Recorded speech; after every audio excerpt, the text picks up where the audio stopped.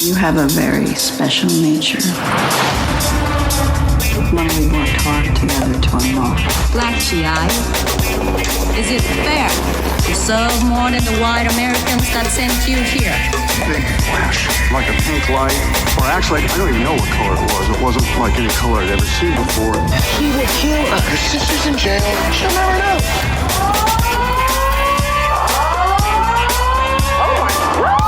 Don't tell nobody. I'll kill every single one of you white motherfuckers. Snitches get stitches.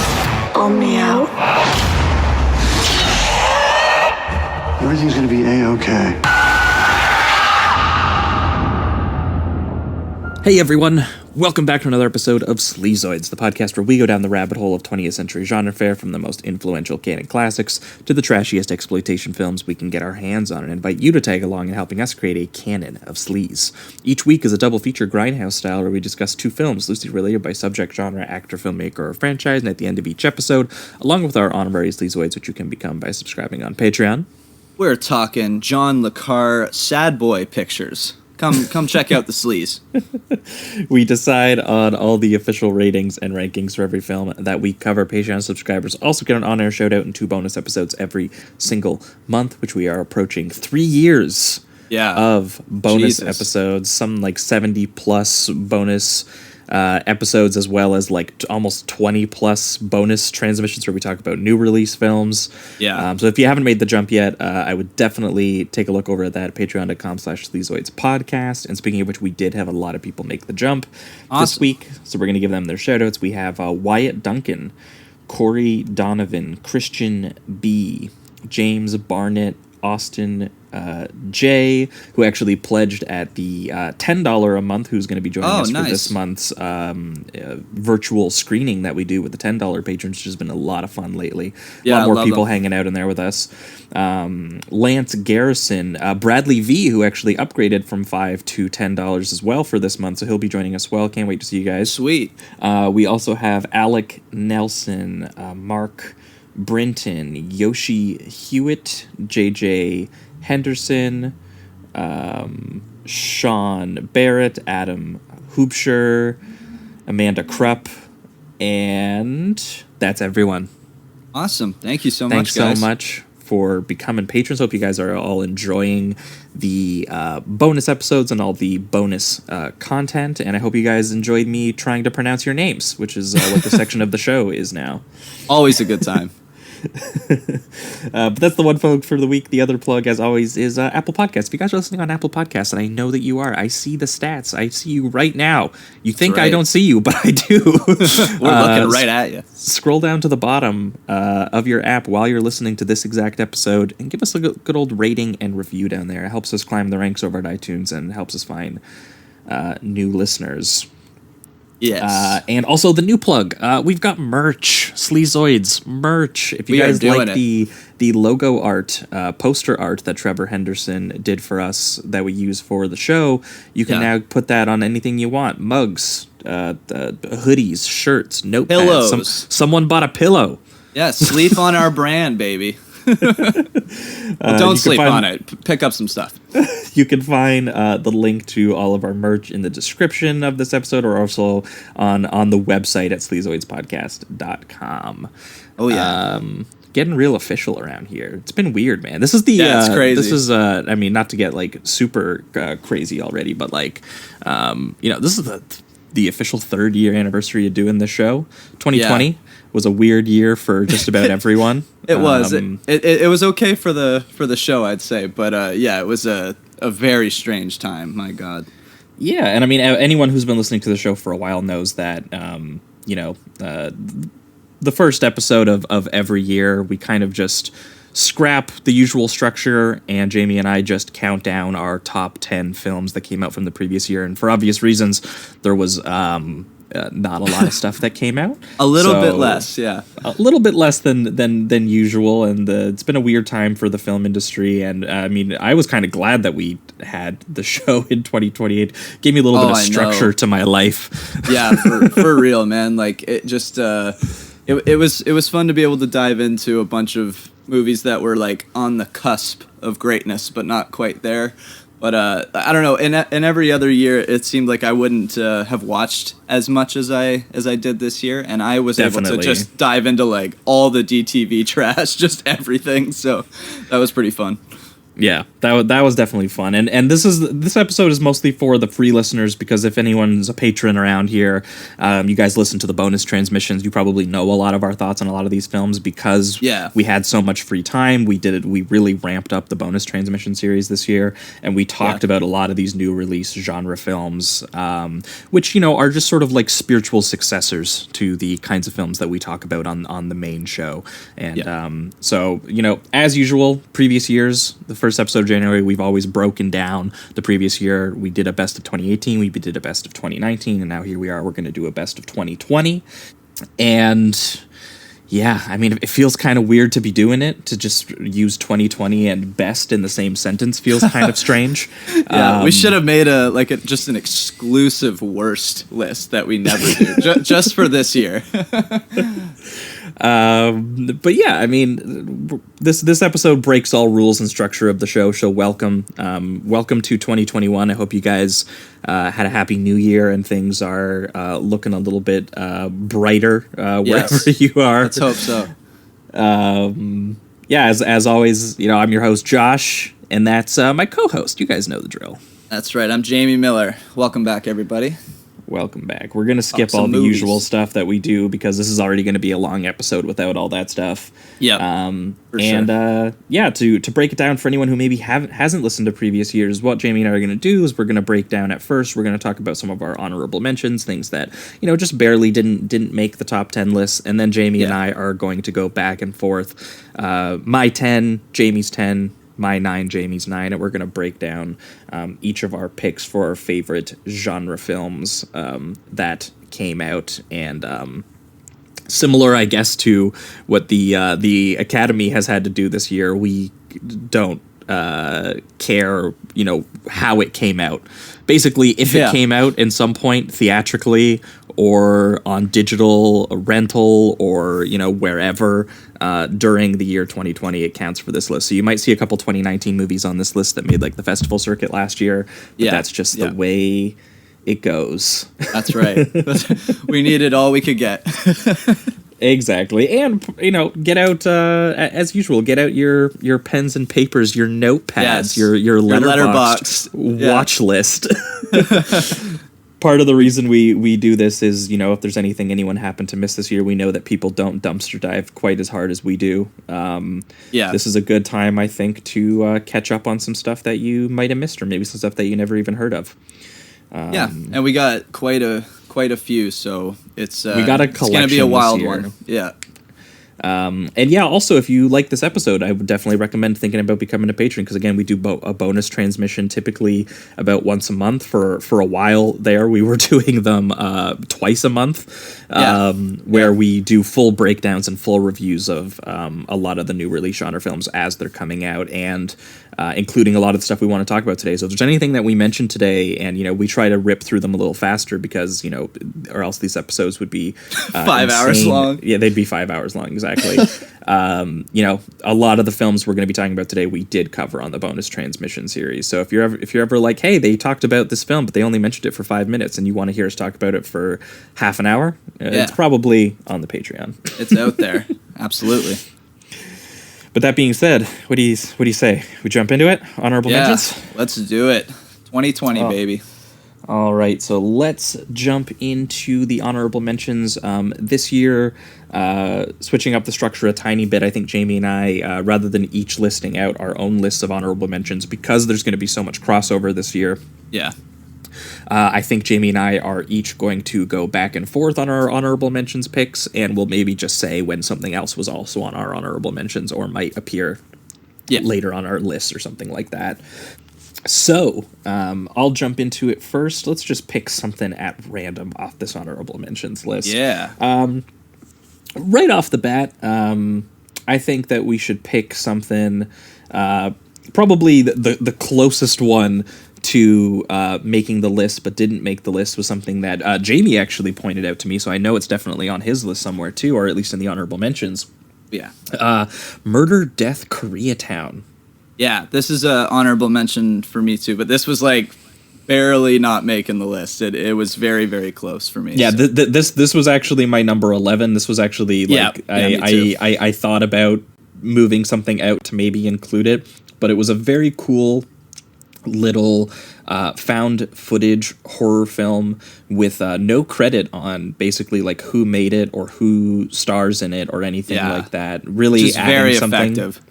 Yeah, it really does contribute something to the idea of, this is just random footage that is being found. And, as much as found footage sometimes can feel a little lazy, I didn't find this one that at all. I found it very interesting. It's basically just about a guy.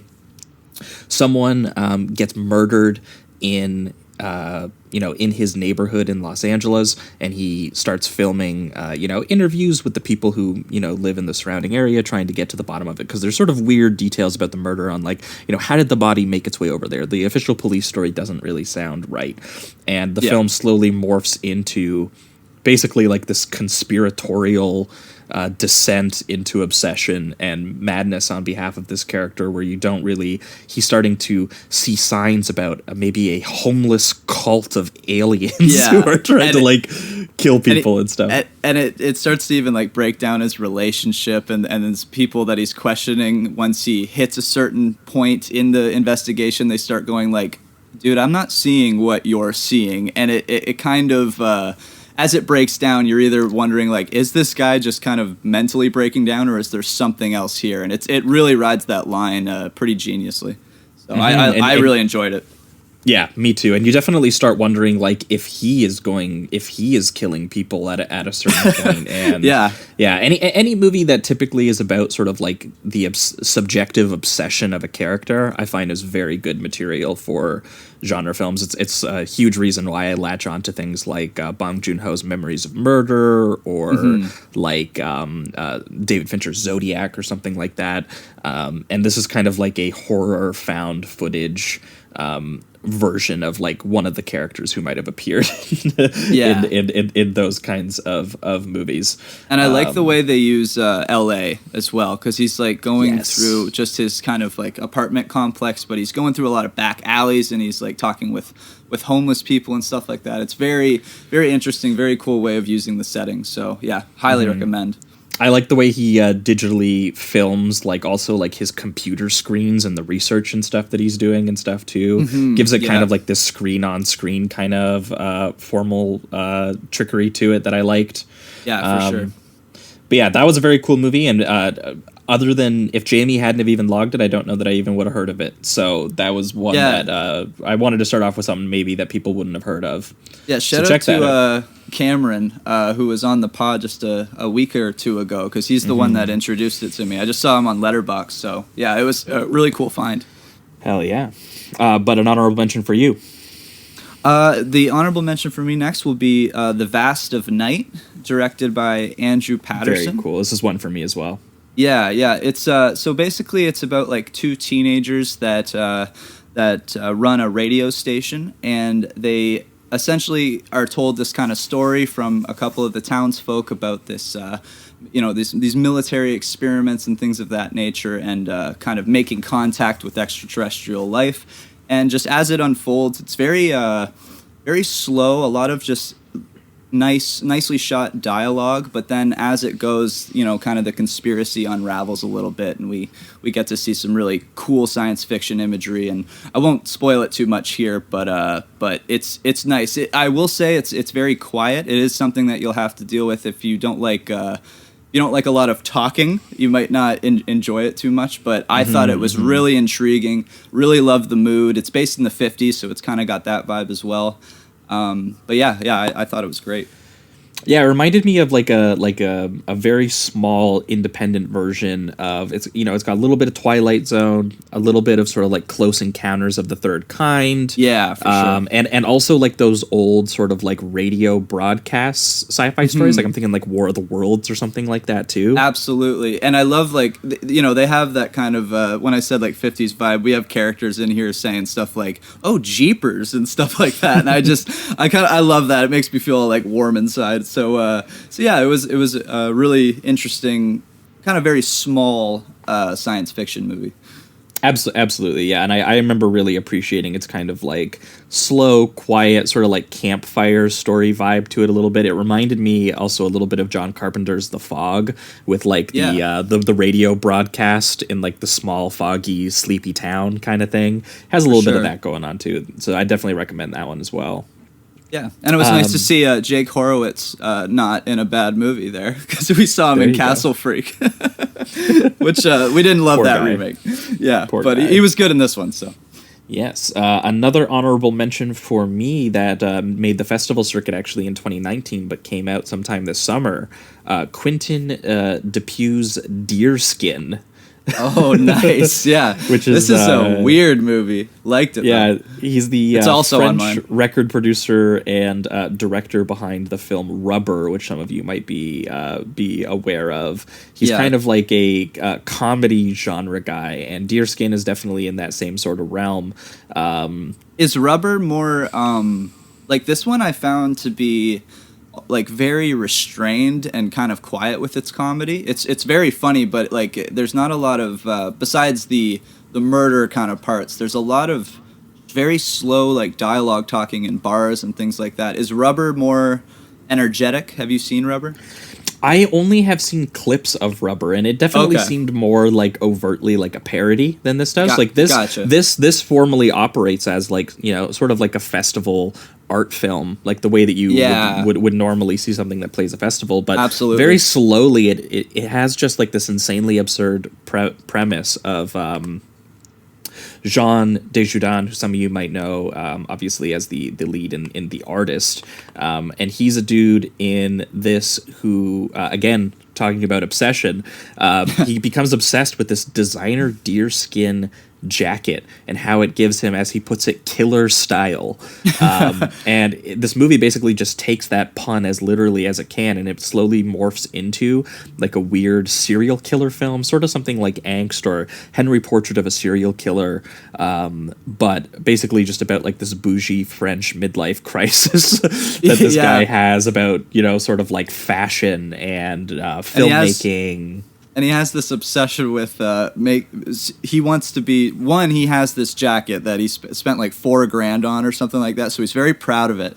And he ends up having this obsession with wanting to be the only one with a jacket. So he starts paying off people to like take off their jackets, and he speeds away from them.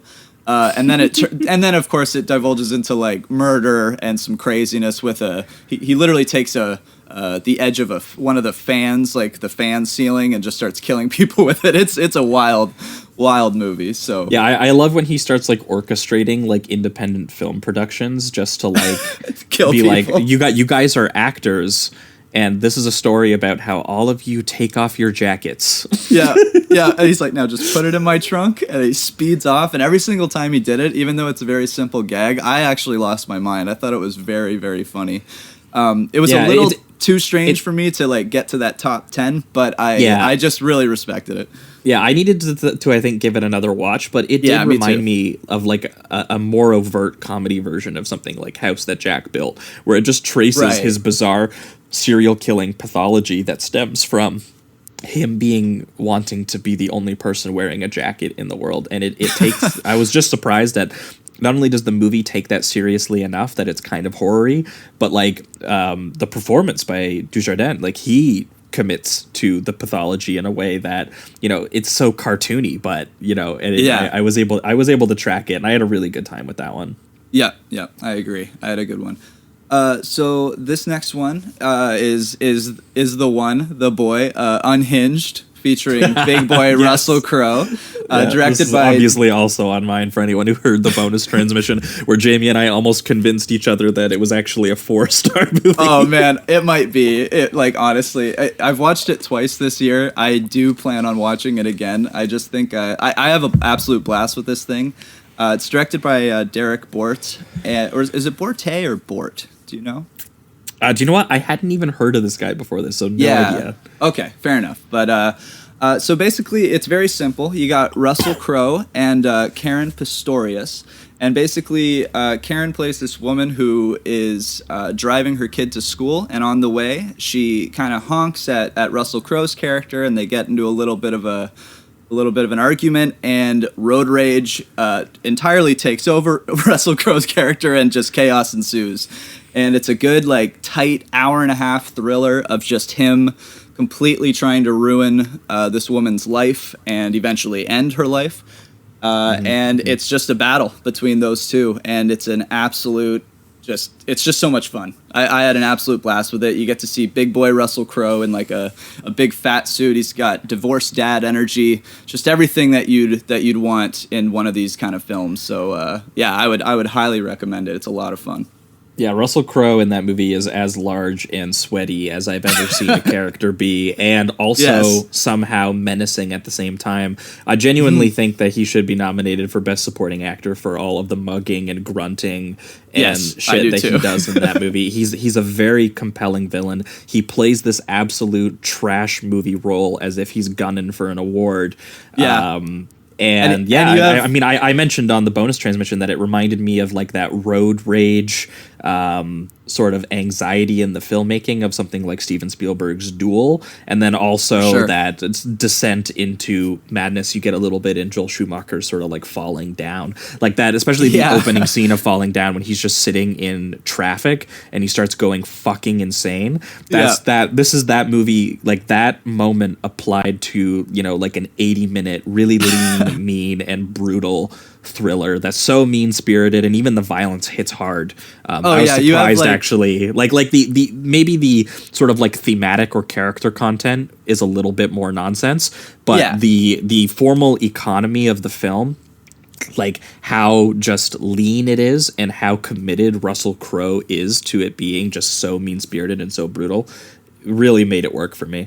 Yeah, absolutely. And you have a hilarious shot of Russell Crowe just holding up his giant ass fist and a 12-year-old just running straight into it, and that's always hilarious. So yeah, highly recommend Unhinged. Lots of child violence on the 2020 list. Yeah, we hate them kids is full on 2020. Yes.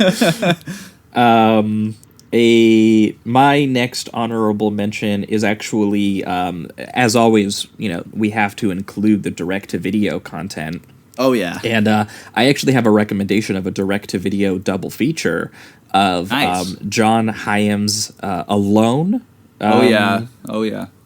With Jules Wilcox and a couple other actors in there. John Hyam's obviously the son of... is it Peter Hyams? I can't remember. The guy who did the original Universal Soldier. That's Emmerich. But the trash filmmaker, Peter Hyams. Yeah, Peter Hyams. Yes. Sorry, I think it's the Maniac Cop stuff, actually, because I think he's working on that with Nicholas Winding Refn. That's awesome. Either way, John Hyams, his son, did Universal Soldier: Day of Reckoning and a couple of other direct-to-video stuff. And Alone is sort of like a very lean kidnapping thriller, which again reminded me a little bit of Spielberg's Duel, just in sort of like, again, a little bit more road rage, a little bit more, and also the other one that we did with Duel, Breakdown. But yeah, it's a very creepy sort of like kidnapping survival movie. It has a really good sense of sort of like the space and tension and tracking, you know, how she is going to escape from this guy who has, you know, sort of like kidnapped her on the road. And it turns into, you know, sort of like a direct-to-video survivalist action movie. And it's nothing you haven't seen before, but I thought that it was very well crafted. Yes, that's what I noticed. I was just kind of sitting there like, you know, I kind of know how the story is going to play out and everything, but it's really, really tight. You know, it's about 95 minutes. And Mark Menchaca, he has, like, his presence. He kind of looks like Ned Flanders in this with, like, his, like, glasses and mustache and stuff. But he's an absolute powerhouse, and you do have a real sense of fear when he's on screen. So they did a really good job of especially using that first half hour to kind of just set in the fear, the way that he plays with her mind a little bit before the actual like chase begins, is really good. He's just very menacing, and I appreciated his performance. And Jules Wilcox was really good too. Really strong performance from her. Yeah, and I thought that also just I need to check out more John Hyams because it was very effectively filmed and pretty brutal too. When the I violence was realized applied. why I got his dad confused. His dad did the other Van Damme sci-fi Time Cop. Oh, nice. Okay. And the Van Damme the Die Hard in a hockey stadium ripoff, Sudden Death. I love how it runs in the family here. That's awesome. They're just like, we love the trash. I love it. Exactly. And the other one that pairs with Alone is this movie that I caught in just at the last minute before we recorded the show, one called Hunter x Hunter by a guy I hadn't heard of named Sean Linden. And it actually has Devin Sawa in it, who we talked about in The Fanatic last year, which I think was on our honorable mentions. Oh, is he the guy that plays the dad? Yes, so he plays the Limp Bizkit. That is nice. That's nice.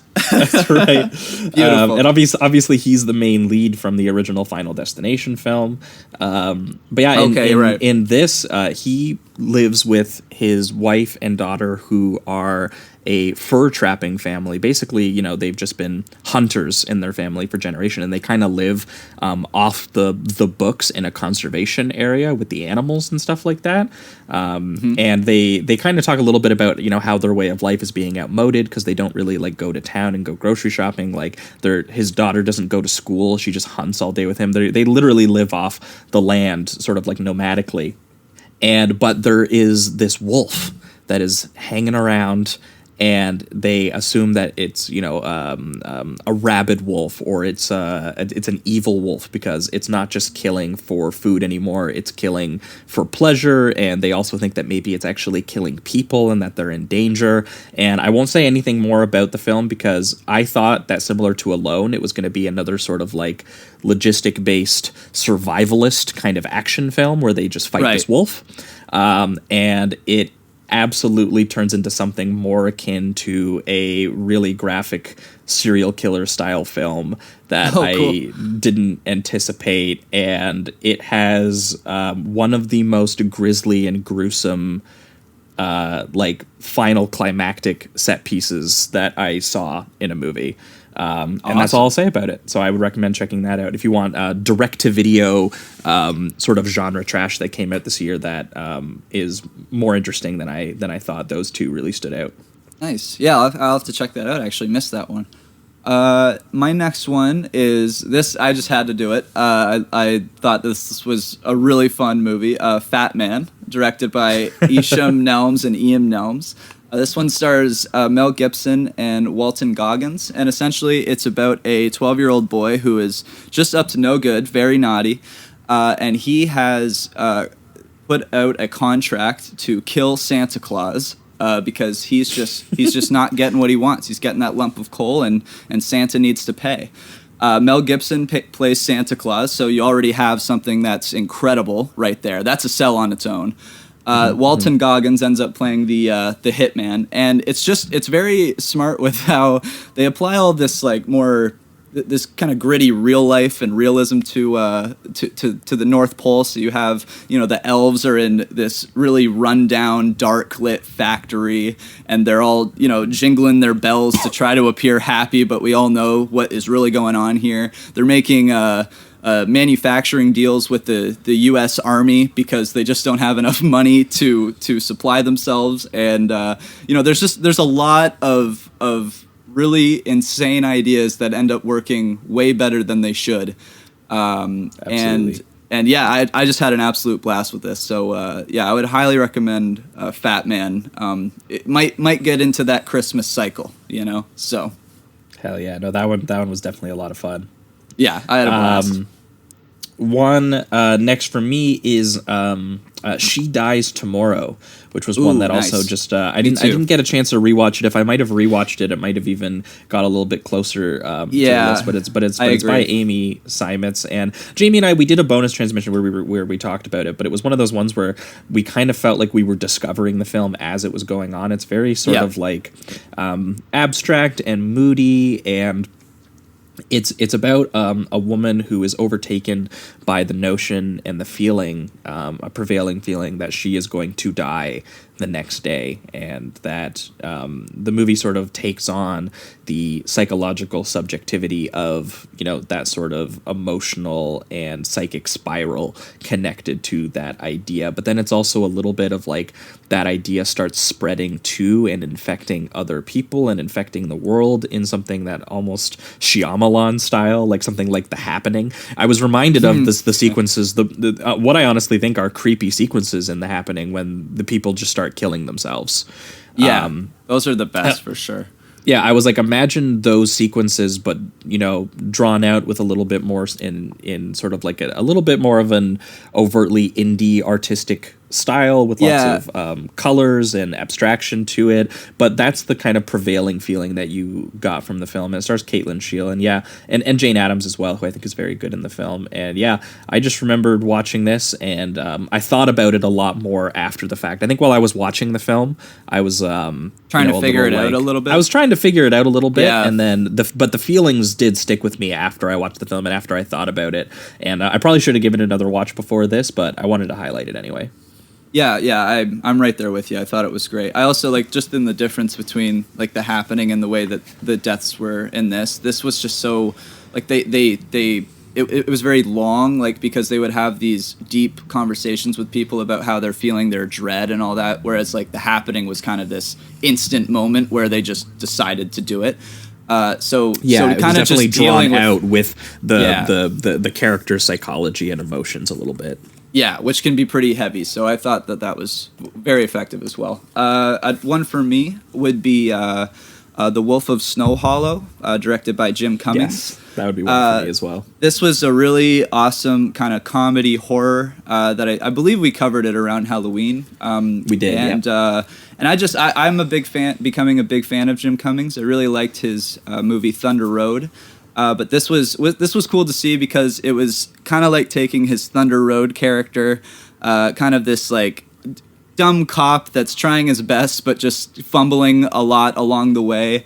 But then instead of just that straightforward kind of drama narrative, we have the horror element of a werewolf coming into town and killing people and doing a bunch of insane stuff like that. And as the movie goes on, it kind of unravels to reveal something else that's going on that I won't spoil, but it's very funny, and it actually isn't afraid to show some real gore and some blood. So I just had a really good time with it. Yeah, it was pretty nasty, and I was definitely really taken off guard by kind of some of the stuff that it does in the finale. It gets into some real sort of like Zodiac levels of creepiness by the end, and also really nice to see Robert Forster again too, who recently passed away. This might be one of the last things we'll see him in. Yeah, basically absolutely. playing the character that he plays in the Twin Peaks: The Return too, which I really appreciated. Yeah, definitely. We're getting pretty close to the end here, I think. But for me, one of the last ones I've got is Bad Hair by Justin Simeon, which I think we also covered recently back in October there. Yeah. But this was like a real deal kind of blaxploitation horror film about a killer weave. More killer fashion items too. Yes. We're finding some cool double features. Yeah, I'd pair this one with Deerskin. But yeah, just the way that this actually works as sort of like a period horror film taking place in the 80s. It reminded both Jamie and I of In Fabric, about the killer dress. Yeah. And also too how it's a bit of an industry satire of, you know, sort of like corporate television, where she kind of works for like sort of like a BET or MTV style news station where they not news station, music video station. And yeah, it gets a little bit into sort of like Spike Lee, a little bit of Bamboozled and things like that as well. So, you know, I was quite surprised by it, even if I think that I remember we were kind of confused about, you know, sort of its messages about sort of like straight hair versus natural hair. I do think that it's pretty effectively drawn in the actual filmmaking itself. And for a first time stab at horror filmmaking, I thought Justin Simien actually did a pretty interesting job. Some of the sequences, you wouldn't think that Hair could convincingly, brutally murder someone on screen. But he finds a way. But he finds a way, yeah. And it reminded me of that Tobe Hooper, John Carpenter short that they did where Stacy Keach just wants the most luscious locks on the planet. So, yeah, I had a good time with it. Yeah, absolutely. I'd put that on my list, too. One for me was Capone by Josh Trank. For me, too. Which was cool, too. We got Josh on the show this year. Friend of the show, Josh Trank. That's right. That's right.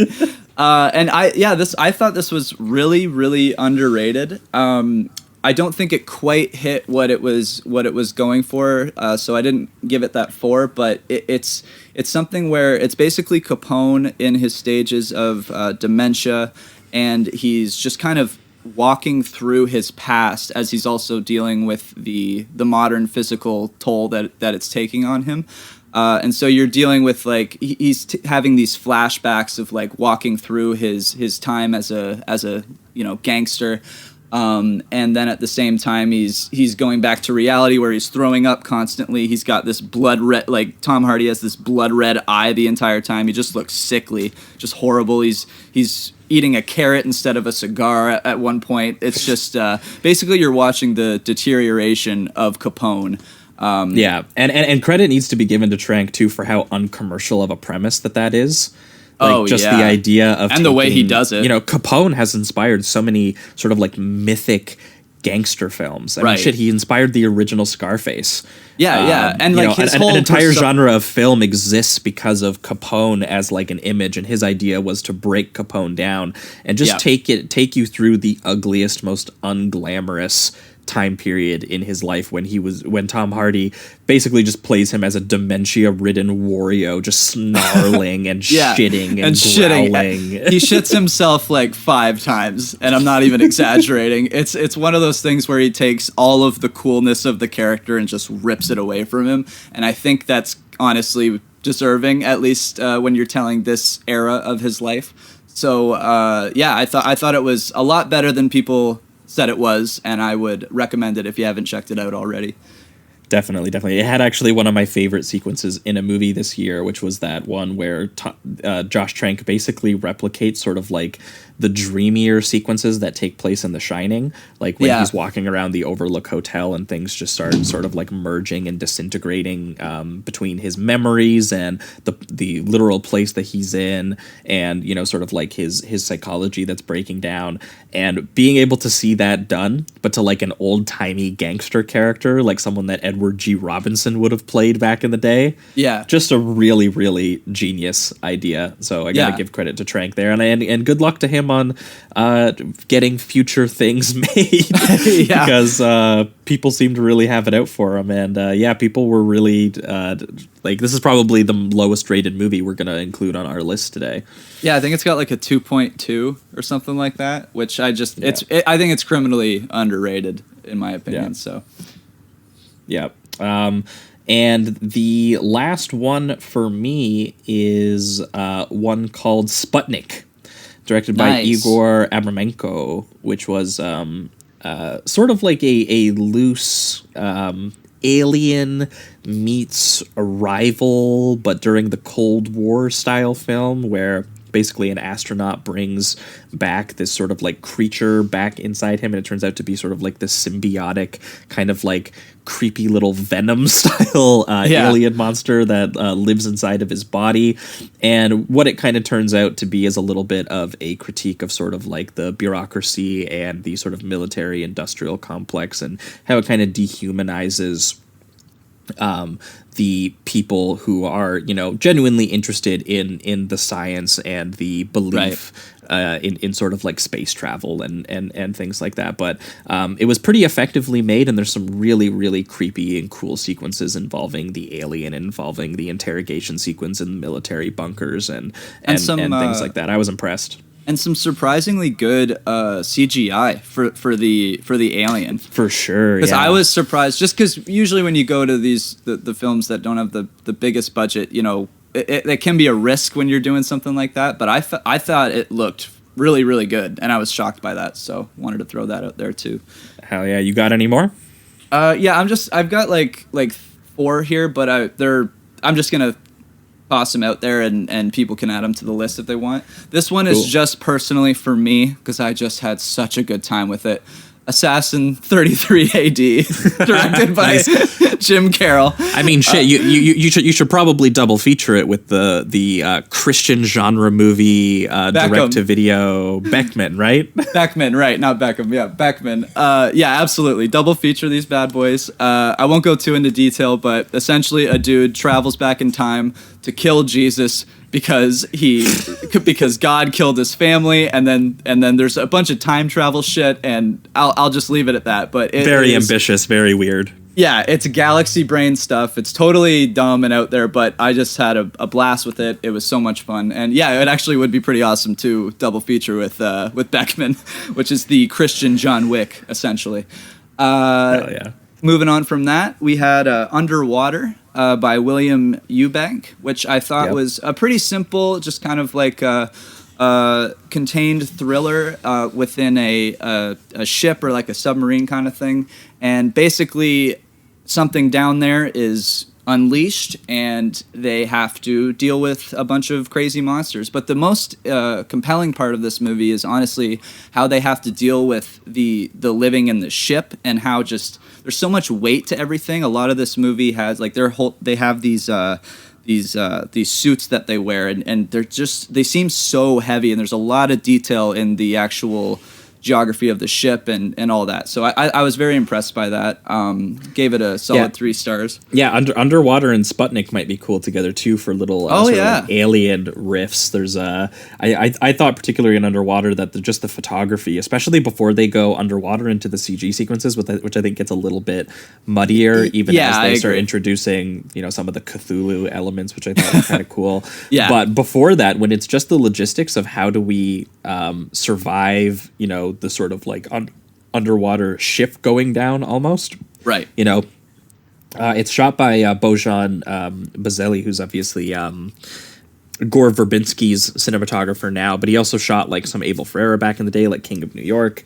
So the low light, sort of like claustrophobic wide angle photography of all like, sort of like the analog tech and like their suits, and like they even have like glowing sci-fi power suit looking stuff. That stuff reminded me a lot of like the old school science fiction of stuff like, where it was really tangible, things like Star Wars, things like Alien. Yeah, that's exactly how it felt, for sure.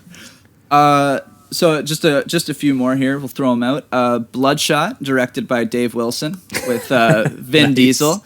This is just like that awesome kind of DTV action trash kind of stuff. It's overall, even though it wasn't, it was an expensive film. Oh, well, I will say it kind of looks that way. It does. But right. But honestly, it has there's that like vibe, a charm. even if that's not actually what it is, which is kind of cool.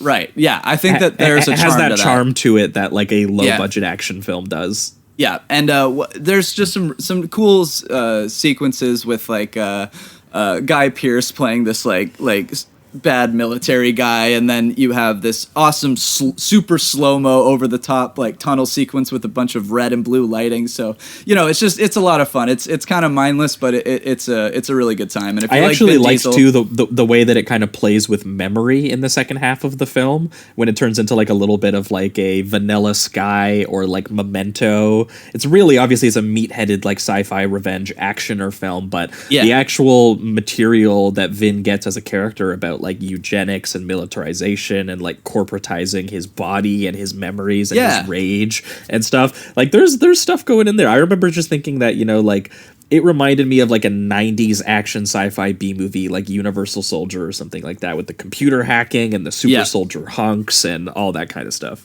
Exactly, and we love that on this show. So definitely, it's fun. And then the last two, real quick, is The Beach House, directed by Jeffrey A. Brown, which I really did actually want to rewatch. I just didn't get a chance to do it. But it's essentially like this couple goes on a getaway to a beach house, and then there's this other couple that shows up who are a little older, and they just start having kind of these weird interactions, and you're not quite sure where it's going, and then it turns into this more like it's kind of like nature coming back to take revenge on us a little bit. It starts to, people are kind of transforming, kind of becoming one with the ocean and things of that nature. I don't want to get too into the details, but it was interesting and I really liked it. I kind of wish I rewatched it so that I could gather a little more, but I remember really enjoying it and I would highly recommend it. Yeah, one of the more creepy sort of like cosmic atmosphere kind of films that actually came out this year, like more so anyway than Castle Freak, which posited itself as like a like the Lovecraft remake we should all be talking about. Apparently, yeah. And then the last one is a True History of the Kelly Gang, directed by Justin Kurzel, and I just had a really good time with this. I thought George McKay was unbelievable in this movie, and I just liked how it kind of muddied the line between fiction and nonfiction when it comes to Kelly's story. It's kind of like you're getting his perspective rather than a true historian's perspective, and there's something really interesting about that. And then there's also like a killer final 20-minute action sequence involving like him just in this giant metal suit getting shot at, and it's wild. So I would also highly recommend True History of the Kelly Gang. Nice. Oh, and actually, because you're done, I just realized I have one on my list I didn't scroll down that I have to throw in. Greyhound. Shit. Oh, hell yeah. Hell yeah. Aaron Schneider, Tom Hanks, a little bit less genre-y just because but it is a war film. Yeah. But it was actually written by Tom Hanks, and I remember being impressed in particular because it's not a very show-offy performance. It's very similar to, but more restrained even than what he was kind of doing in Captain Phillips, where he's just kind of a guy doing his job. And it reminded me of one of my favorite sequences in Titanic, which is where that scene where it sort of tracks the process from the command and the steering of the ship to all of the action in the ship's interior that is necessary to make those actions come to life, like the coal. Right. And that basically just tracks the process from the coal room to the steering wheel in a bunch of minute sort of like analog actions. And that was basically what the entirety of this movie was. It was Tom Hanks being given a situation and then, having to make a choice and then watching all of the different details, like how many people have to command who to make a choice to run, a naval warship like this. And I remember just being impressed about sort of like the logistics-based set pieces on tracing the individual situation, itself and the people sort of like making the decisions and how they don't fucking go insane. And I remember just feeling by the end, after all the psychological stress is kind of over, you're just kind of relieved for them. Yeah. They really paint the picture that it's like 5 seconds is a lifetime in that kind of situation. It's like, I remember there's one scene where a kid just kind of stumbles for, 3 or 4 seconds, just says the sentence 2 or 3 times rather than once, and everyone's like, are you fucking kidding? You can't be doing that right now. So it's just that kind of... That 4 seconds is like the difference between whether we live or not. Exactly. Between that chain of command, because it takes a full minute for, if I say we're moving left, for the actual ship to start moving, because it needs all of that time. Yeah. So the way that it traces the psychological stress of having to make those decisions and maintains the geography of those calculations and the physical action made by the giant boat, the piece of machinery itself. I remember being quite taken with that. So if anyone didn't get a chance to check that out, I'd recommend that. Sure. Fighting U-boats. Yeah. Seemed like a stressful thing. It did. Glad I didn't have to do it. All right. Well, I think that will wrap it up for the honorable mentions. We threw a bunch in there. If hopefully you guys got some recommendations, and now it's time to get to the meat, and we are going to jump right into it here. We are going to start off with the number 10s for this year, best genre films of 2020. All right. For me, I am having fun with this pick because it's a huge cheat, because this movie was really made like actually many years ago, but basically didn't get any sort of release in North America until 2020. And even then, it premiered essentially on YouTube. Crazy World. Hell yeah, that's my number 10 as well, actually. Fuck yeah! Well then, we didn't even plan this. No, we didn't. That's awesome. So yeah, that's awesome. We can both jump into it sort of at the same time here then. But this is a Ugandan homemade action movie by filmmaker some of you might be familiar with, Nabwana Ijiji. Yeah. And he is the guy famously behind sort of like the much memed not even low budget, no budget action film out of Uganda, Who Killed Captain Alex. This one is a follow-up to that and another film that they did in between called Bad Black. I did get to check that one out, actually, which is good, by the way. Yeah, me neither. Well, actually, I guess they would have made this technically before Bad Black, I think. Oh, yeah. So maybe they made... Yeah. But this is coming out, 4 years even after Bad Black was made?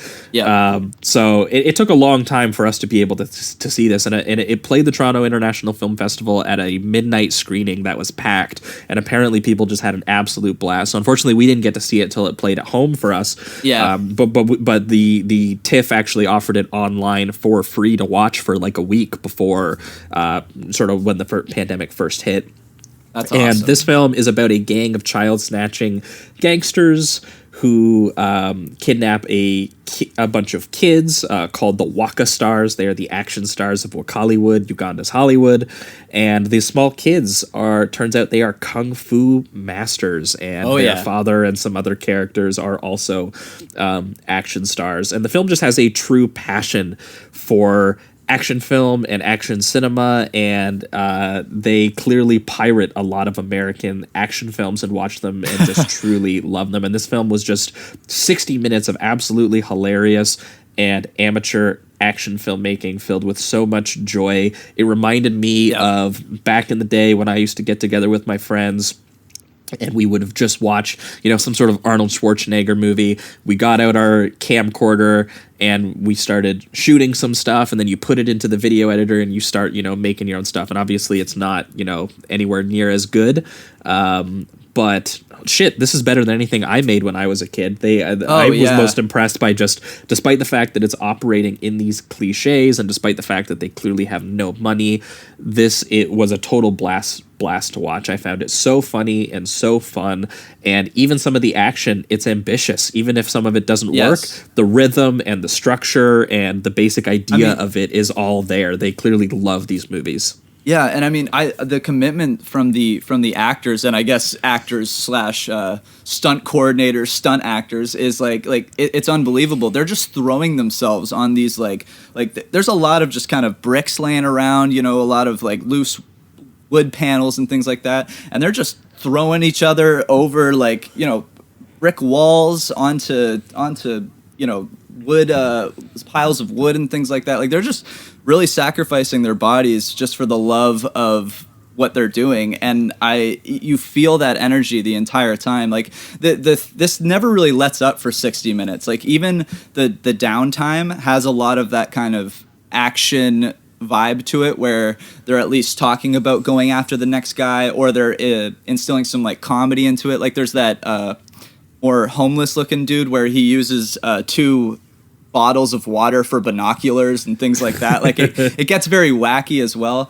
And I love the passion, the commitment. They're very self-aware with their comedy, which I can always appreciate. Dude, I loved the Nabwana himself, the director, does commentary over the entire movie while you're watching it, as if he's like a friend in the room with you watching the movie. Right, and so many times he's like, "Oh, what are the Waka Stars gonna do now?" Yeah. Or at random intervals in the movie, he will literally just yell, "Movie!" Yeah.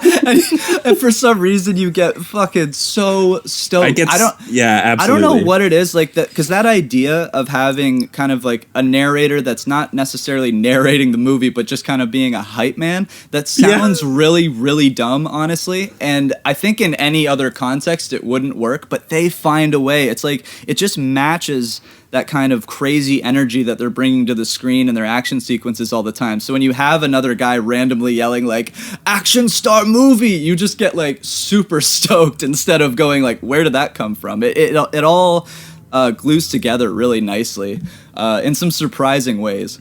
Yeah, no, definitely. And I thought there was just a lot of really like well-timed jokes. And I love that the kidnapping gangsters, when the kid starts doing kung fu on them and he takes out like 3 of them, and there's just this aside where he's like, these kids are getting tougher all the time. We're talking about like 7-year-old children who are kung fuing their asses. Yeah, hilarious. I also love like there's a lot of creativity. I mean, just the image alone of the planet Earth dressed up in a suit and then shooting itself is just something that's honestly stuck with me since I watched the movie. It's this strange image that I'm like, wow, that is really over the top and crazy. Oh, well, and the aside that they do to where they literally have the piracy police show up in their movie, because obviously the only way that they can watch a lot of these films is by pirating them.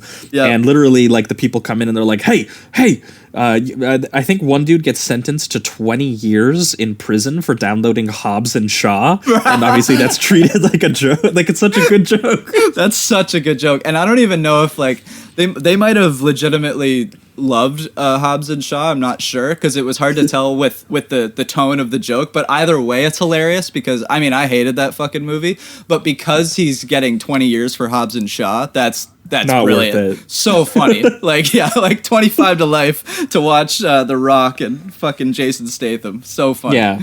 Hilarious. Yeah. And I just this movie was just clever and energetic and filled with so many absurd jokes and meta jokes and commentary on all the both ironic and unironic cliches that they're indulging in, and also just the idea of representing his own community. He's so deep with that wanting to give these kids something, and they're even self-deprecating about it. They say insanity is just a Ugandan passport. They also take a stab at Obama and Saddam, talking about basically how they, the people in power, they don't need them. They don't need money to make the things that they want or to be happy. And shit, they throw a trailer in for one of their other movies in the middle of it called Uncle Benyon, and he just goes, Uncle Benyon, can 2021? Yeah. Hell yeah. And yeah, so, if you like roof chases and gunfights and kung fu children, a dude named Jackie Chad getting hit with an exploding arrow.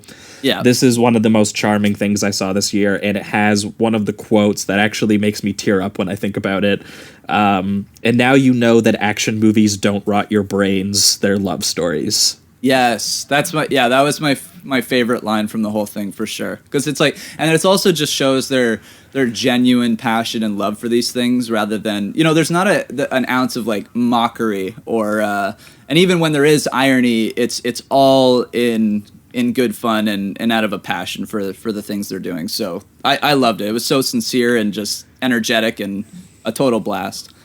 Yeah, it honestly made like, it was one of my, obviously because we're including it on the list, but it was one of the best action movies that came out this year. It was, without a doubt. And it was made for no money by a bunch of people in Uganda who just really fucking love action movies. And honestly, there was more passion in this 60 minutes than you see in half the shit that actually plays at multiplexes. So absolutely. Nowadays. Yep, 100%. Yeah, but that was our number 10. So since that was both of our number 10s, I guess I'll move on to my number 9, and maybe I don't think that we're going to have crossover here this time.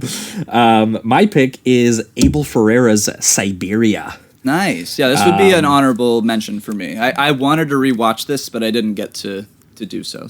Yeah, and I'll confess, part of my reasoning for including this is because I can't even make the claim that I completely understood this movie.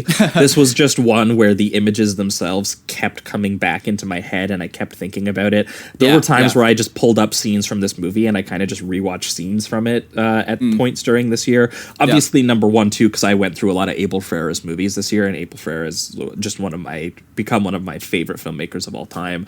And he released 2 films this year, actually, one called Siberia, one called Tommaso. I didn't get a chance to see Tommaso yet, but I've heard that they're an interesting pairing together, because Tommaso is sort of like, his sort of like late period autobiographical sort of film about, his life and some of the regrets that he has and some of the sort of like family dynamics. And I've heard that Tommaso is just more sort of like a realistic, like Willem Dafoe was literally just playing a filmmaker that might as well be named Abel Ferrara. Gotcha. Whereas Siberia is sort of like this weird expressionist nightmare version of the same anxieties. And so from what I understand, they kind of pair together, because you have the realistic real world version of Ferrara, Ferreira. And then this, it's just the pure apocalyptic psychology of Ferreira, his psyche. It reminded me a lot of one of his films that I watched early in quarantine that spoke to me too, one called 444, The Last Days on Earth, which is basically like a situation where the world's coming into an end. What do your last 24 hours look like? And it's a little bit more sort of like film festival arty in a way. Right. It's all about being stuck in your apartment during the end of the world, making art, mumbling about, you know, how money and politicians have doomed us, and like doing video chats with his family and ordering delivery and yelling at his landlord, and like 2020. Exactly. Honestly, it was a movie that jumped out from the year 2014. It came out straight into 2020. Yeah. And this has a lot of similar anxieties about it, but again, just done in sort of like nightmare sequencing. And coming off the Irishman too, which was very much a movie about sort of like the end, where you get at the end of your life, and where that was sort of like mundane and unbearably elongated. This experience of how you've broken things to the point that you can't fix them. Ferreira's is like this weird, uncanny carnival of just memories and feelings and sexual impulses all wrapped together. And the filmmaking is just so elemental and animalistic. At one point, a bear just comes out and attacks Willem Dafoe. At one point, he has a sex scene where the women blend into all the different people he's presumably had sex with throughout his life at the same time. Yeah. There's a great death metal score every once in a while, which I did appreciate there. Yeah, and just the expressionist nightmare logic of it filled clearly with so much guilt and misery, and just old man Ferreira doing sex and death metal and crazy apocalyptic horror sequencing, sometimes with like a Lynchian strangeness. Like there's parts where he goes into a cave and he sees like naked women dancing. There's a part where he goes into the desert and he sees like open heart surgery being performed in the middle of the desert. Just Willem Dafoe. Honestly, this ended up being kind of one of my favorite performances I saw this year, and he gets lots of moments where he gets to go Raimi Spider-Man mode again. He gets to just act with himself, and different versions of himself throughout life, and then like his father playing himself and all kinds of different things. So the whole movie is essentially just the last, what feels like the brain activity of a dead man living in a desolate, frozen tundra, and reliving dreams and memories and visions, it almost seems I was really taken with it. It's like, and it's a lot of the time, because you were saying it's like nightmare fueled, it does feel like he has little glimpses of like peace and hope, but the majority of it, a lot of these flashbacks seem to be just based in the tragedy and kind of the despair of his life. So it is quite a heavy and wild ride in that regard. Yeah, but it also has one of my absolute favorite moments in any film this year, which is a character that in another movie would just kind of be like sort of like the representation of the all-seeing sort of death character who comes up to him, and Ferreira is obviously, or Willem Dafoe as Ferreira is expressing, some of his regrets about how he doesn't really feel like a good person and that he made bad choices, and the guy just says to him, "You are not a saint, so be human, enjoy, fuck up, shake your ass, dance." This is a real fucking line in the movie. Yeah. And then cue Runaway by Del Shannon. Willem Dafoe next to a record player just starts shaking his ass for a full minute. One of the greatest moments of someone just, feeling terrible, feeling trapped, and just letting loose. Accepting it. Yeah, it was a really great moment for me. So that was my number 9, Siberia. Nice. My number 9, I believe you have a little further on the list, so I'll just say a little bit, and then maybe we can elaborate later on. My number 9 is Da 5 Bloods, directed by Spike Lee. This is quite a ride. It's a 2.5-hour film. It really dives into as much, I think, as Spike Lee possibly could when it comes to African Americans serving in Vietnam, the complications with relationships that they made in Vietnam, relationships that they have now because of the time there, relationships that they're missing out on with Chadwick Boseman's character. And I really appreciated how Spike Lee really sets in the characters first. Like I was rewatching it before we did this, and it's like, you know, a good hour into it, and they're still just re-exploring Vietnam. You know, we're getting to know these boys going to the as clubs in friends. Saigon and stuff. Yeah, and they have like really awesome moments where, you know, one of them is still really struggling with getting over kind of the prejudices that would come with being in war and things like that.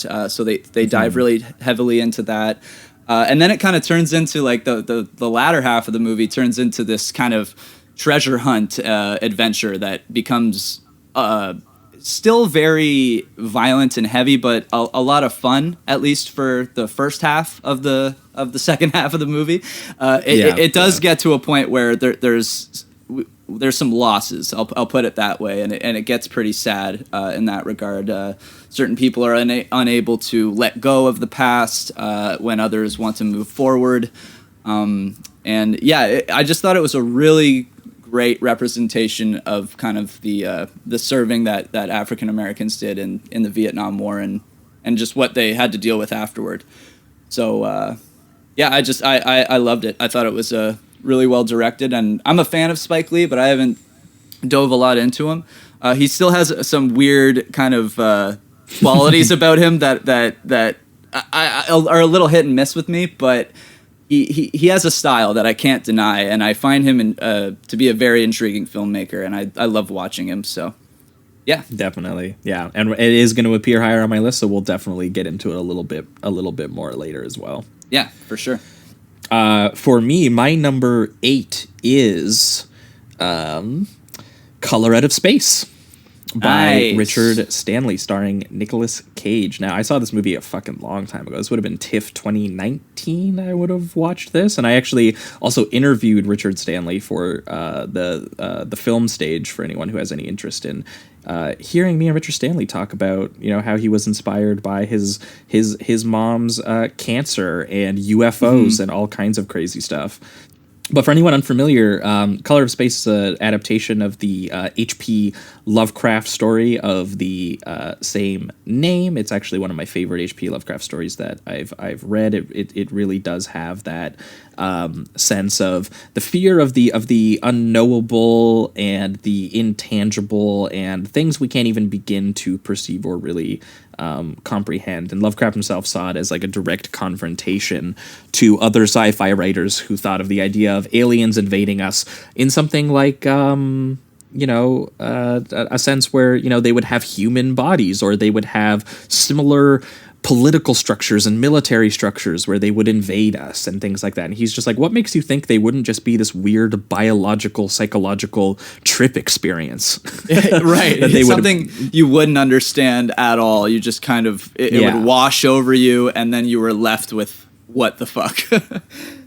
Yeah, and Richard Stanley, who, you know, known for films like Hardware and Dust Devil, which are sort of like cyberpunk dystopia splatter films / right. I mean, Dust Devil gets into some more like Mad Max, African spaghetti western stuff almost, and so he is very, very good at and has a very thorough catalog of genre influences, and he's a huge fan of H.P. Lovecraft, and he kind of did his version. I think he wanted to take it a little bit more seriously than everybody else did, but you know, he decided to take it in the road of something like that Stuart Gordon did, because this does have Cage go in Cage mode, and I found he found a good balance between the two. He did. I mean, I think that it has a combination of like, because, you know, despite the fact that there are some moments that's funny, they're funny in that way that's kind of absurd, like perverse. There is like comedic bodily suffering a little bit similar to, you know, Stuart Gordon in things like From Beyond.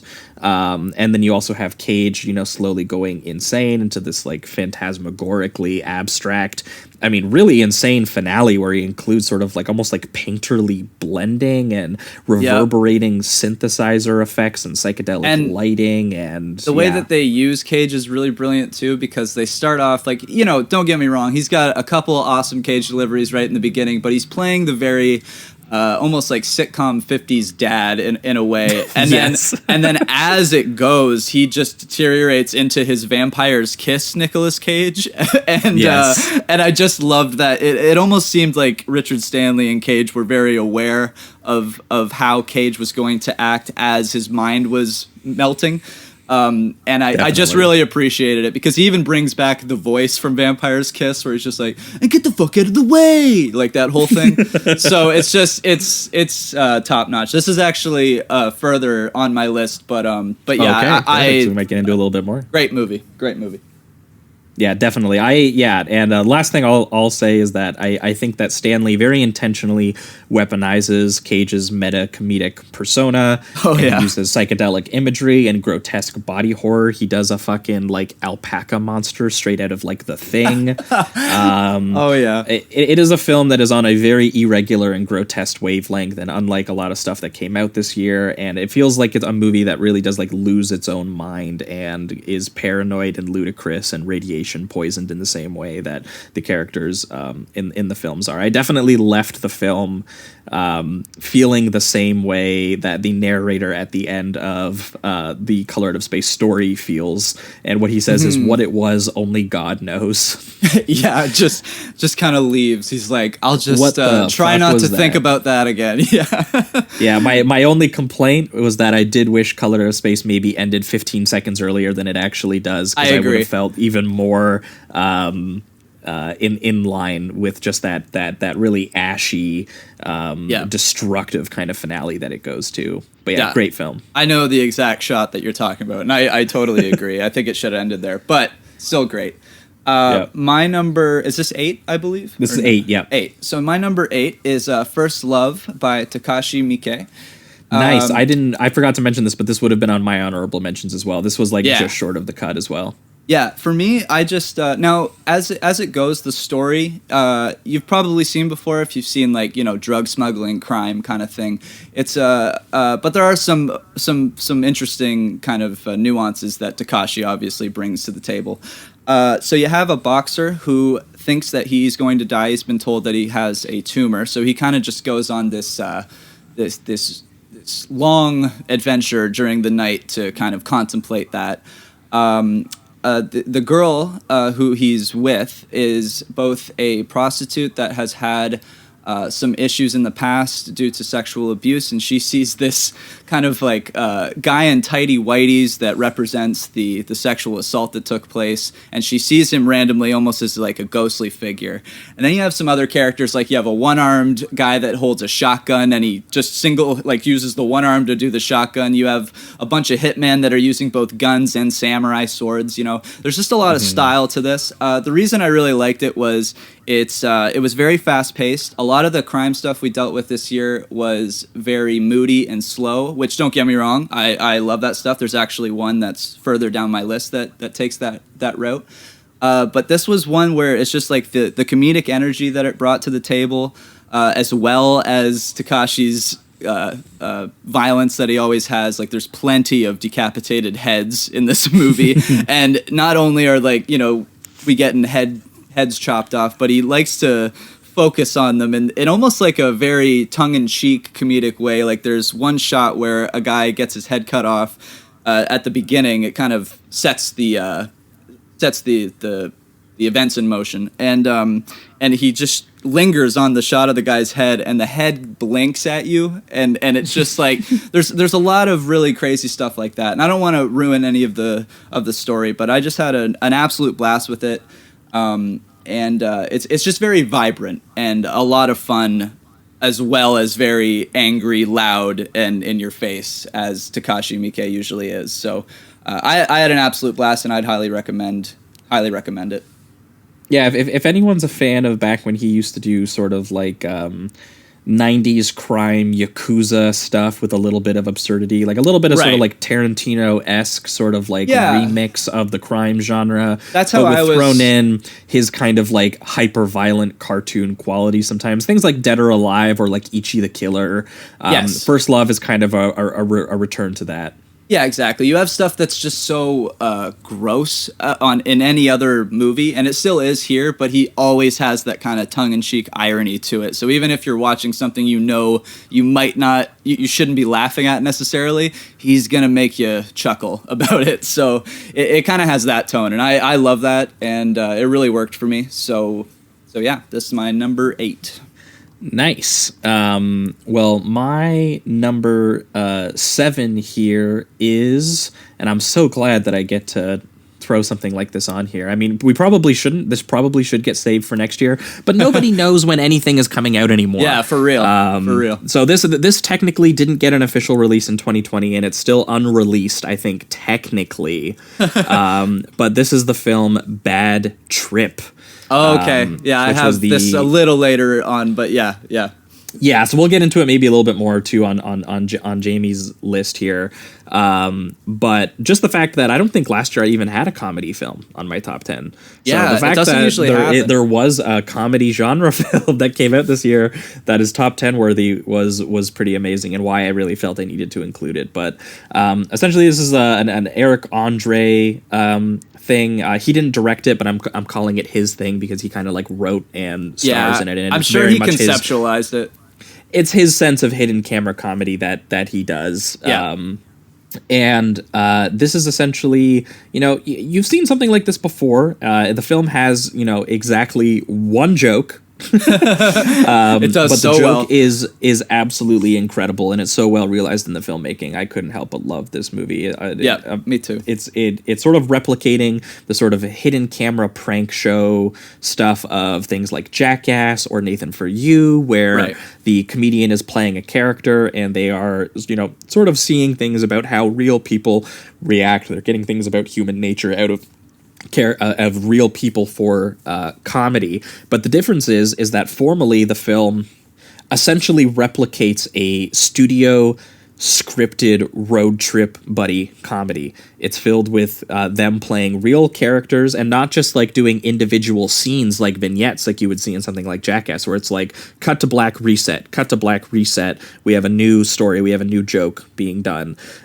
This follows an actual road trip story, very basic, about just, a guy who sees his chance with maybe an old fling, and he's going to pursue her across country, and his best friend's going to help him, but they have to steal the sister's car, and the sister gets angry, and the sister is chasing them down to, beat the shit out of them and she's an ex-convict. Yeah, so a lot of the scripted beats are so basic, but the fact that the film, in its filmmaking and the formal structure, the pacing and the rhythm of scenes, the scene transitions, completely indistinguishable from a beat for beat studio comedy. So the way that they were able to, have you trace an entire story scene by scene while filming the entire thing as a hidden prank show is absolutely fucking incredible. And it ended up kind of moving me a little bit, even because the way that it captures those tropes, the way that we buy into movies, and then populating them with these real people on the periphery, obviously, who are going to have the spontaneous reactions. The thing that really blew me away, despite the fact, obviously, that this just has really funny set pieces involving car chases, and it has really funny set pieces involving gorilla rape and really absurd things that happen in the film, musical sequences even. But the thing that really blew me away was that there are scenes in this that would be completely indistinguishable from a movie involving real fucking people. My favorite part, Yeah, like this replicates the big third act apology scene, for example. The characters have broken up, but, he's coming back. He's going to tell his friend that he's sorry and that they're going to continue on the mission and they're going to finish out the third act. And they do this scene on a real bus filled with real transiting people. Yeah. And the people fucking clap and cheer, and they're so excited that these two bros made up, and they have no idea that they're being filmed or that they're in a movie. And that is a scene that would appear, and you would watch that in a movie, you'd be like, oh, that's fucking ridiculous. This is so that would never schmaltzy. happen. And it really fucking happened in real life. And Eric Andre, I gotta say, I just gotta check out more of his stuff, because it honestly blew me away. I don't think that I have laughed that hard for 90 minutes straight since the Lonely Island Guy's Pop Star. Yeah, definitely. That was probably the last comedy I loved like this too. Yeah, and then just to combine that with just these genuinely beautiful moments of real life replicating the movies. Honestly, I was absolutely blown away by this, and I'm thinking about it now. It maybe should be higher up on the list. Yeah, I ended up. I'll get to it in more detail, but I ended up upping it because I realized that I showed like 2 or 3 different people this, so I ended up watching this movie like 3 or 4 times this year, just because it's just such a fun time, and it breezes by. You know, it's like 80-90 minutes or something like that.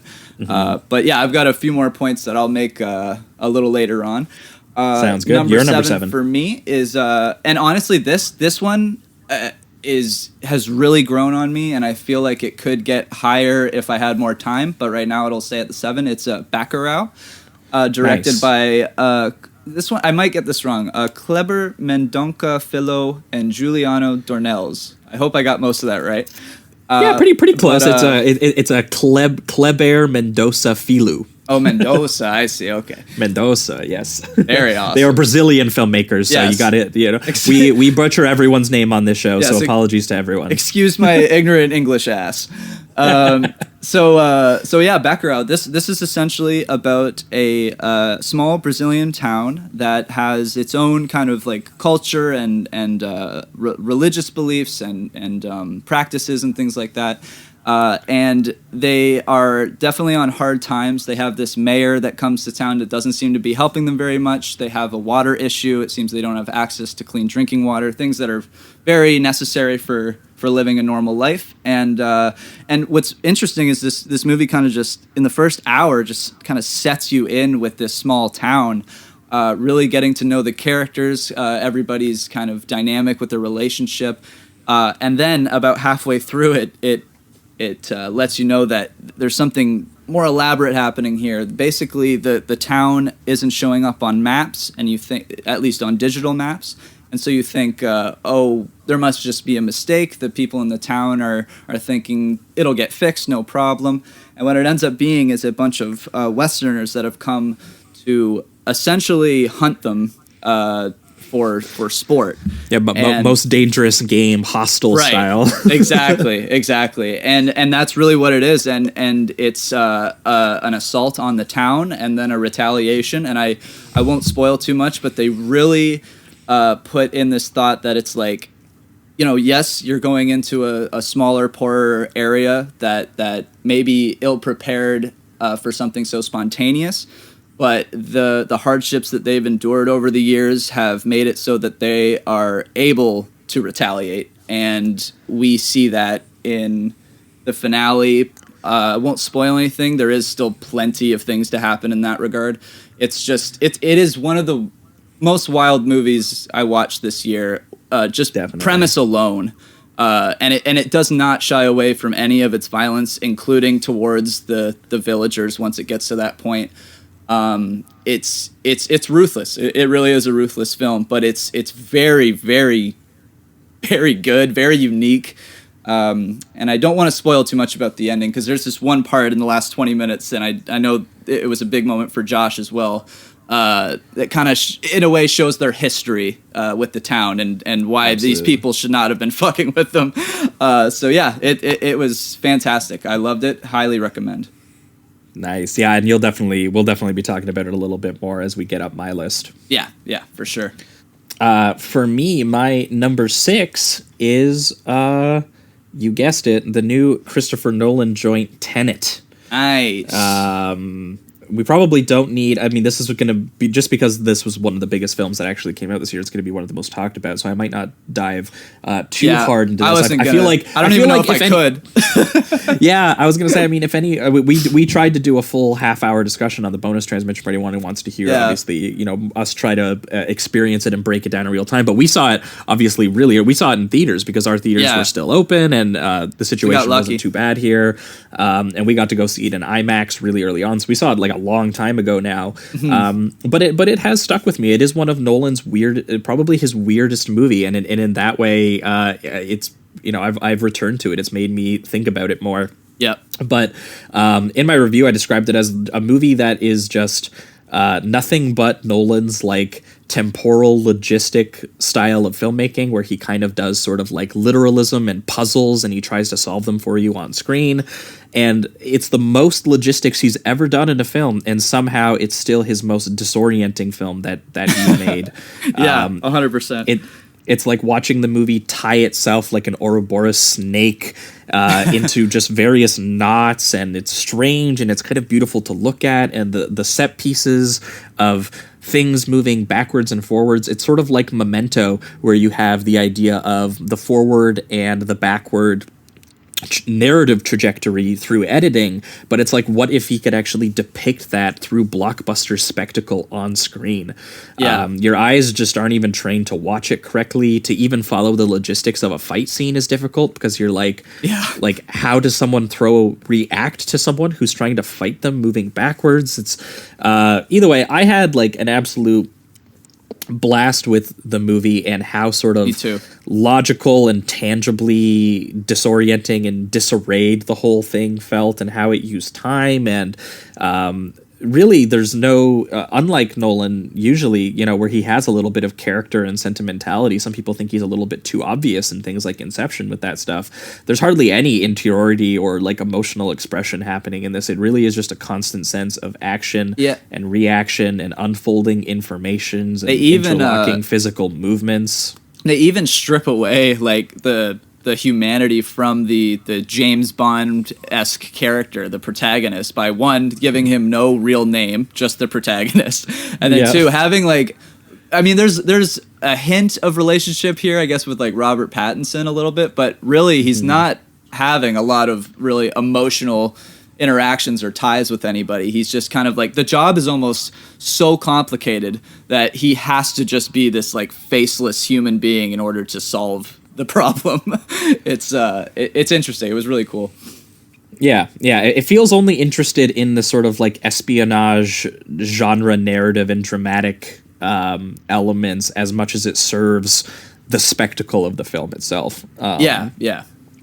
And also just being trapped inside, images moving into two different spaces and two different times. Oh man. And having to make the decision to act. It's like, how do you act in that? And so in that sense, it really gets into, sort of the ideas of time travel stories, but just the way that it does, it's really unlike anything that I've ever seen. It reminded me, I think I wrote in my review that it reminded me of the simultaneous past and present car chase in Tony Scott's Deja Vu, where Denzel is wearing the goggles and he's driving in like a past time where they can view using their sort of like camera machine that they have, and one half of the screen is him looking at the same space days ago, but the other eye is looking at like where he's driving on the street, like right now. And the sort of like way that I felt watching that, which by the way I think it's an absolutely genius film. It's my favorite Tony Scott film. Yeah, it's great. So that someone did that, but did it at like a full 2.5 hour movie that merges both. Yeah, it merges his clockwork precision and his cold maximalism all together. Yep. In a way that, weirdly enough, it feels like Nolan becoming unhinged or romantic, or almost the opposite of his usual sort of clinical style that he can sometimes have. Yeah, it's strange. I will say this: if you don't like Nolan, you will probably hate Tenet, because it's just such. I feel it's like his most Nolan film. Like just with his the concepts of time, the way he's like stripping away, just making it colder. But luckily, I love everything he does in that regard. It is absolutely Nolan to the extreme. Exactly. A pure Nolan. Yeah. But you're number 6. Number 6 for me is The Invisible Man, directed by Leigh Whannell. Ooh. Well, hey, I'm going to join you on this one because it's actually my next one, number 5. Oh, beautiful.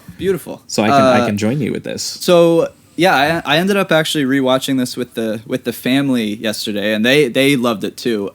It really is just like the use of space that Leigh Whannell has here is incredible. He does a lot of just lingering on an empty space because we as the audience member understand what's happening. The Invisible Man is going to come up eventually.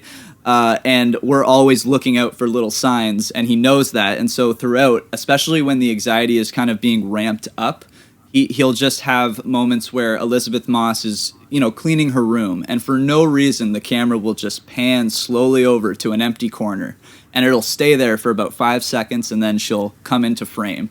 And you're always just kind of wondering, why did he do that? It immediately puts in that thought, someone else is in the room, someone's watching. And it really gives you that kind of anxiety that Elizabeth's character is going through. And as the movie progresses, he just uses that space more and more geniusly. The analogy for like gaslighting and believing in victims is honestly genius. I mean, the way that he manipulates people into believing that she is actually the culprit for all of this is frustrating to watch. Like you're watching her go through this, and it's funny because there's moments where you know the truth as an audience member, but even her explaining to these people what's going on when you are totally knowledgeable of the situation, you still kind of laugh. Like when she's going like, no. It's absurd, yeah. Yeah, right. It is, like, I think we described it in the bonus transmission. Like, this is the most extreme, absurd extension of domestic abuse that you could possibly, like take it to, because it's so, like, cartoonishly villainous. Right. Absolutely. Which, to be fair, is true of the original Invisible Man. Yeah, see, that's something, too. Like, I've seen a couple critiques where they were like, this is too, like, over the top and it's unrealistic. I'm like, so is a mad scientist drinking a chemical and becoming invisible also like that's normal? That's completely just on the level of realism. So that's something I didn't quite understand, because what they do in this is they turned it into like he's an optics genius. So he knows how to work cameras and stuff. So he's basically made a suit based on these like really tiny cameras so that he can blend in with his environment and go invisible.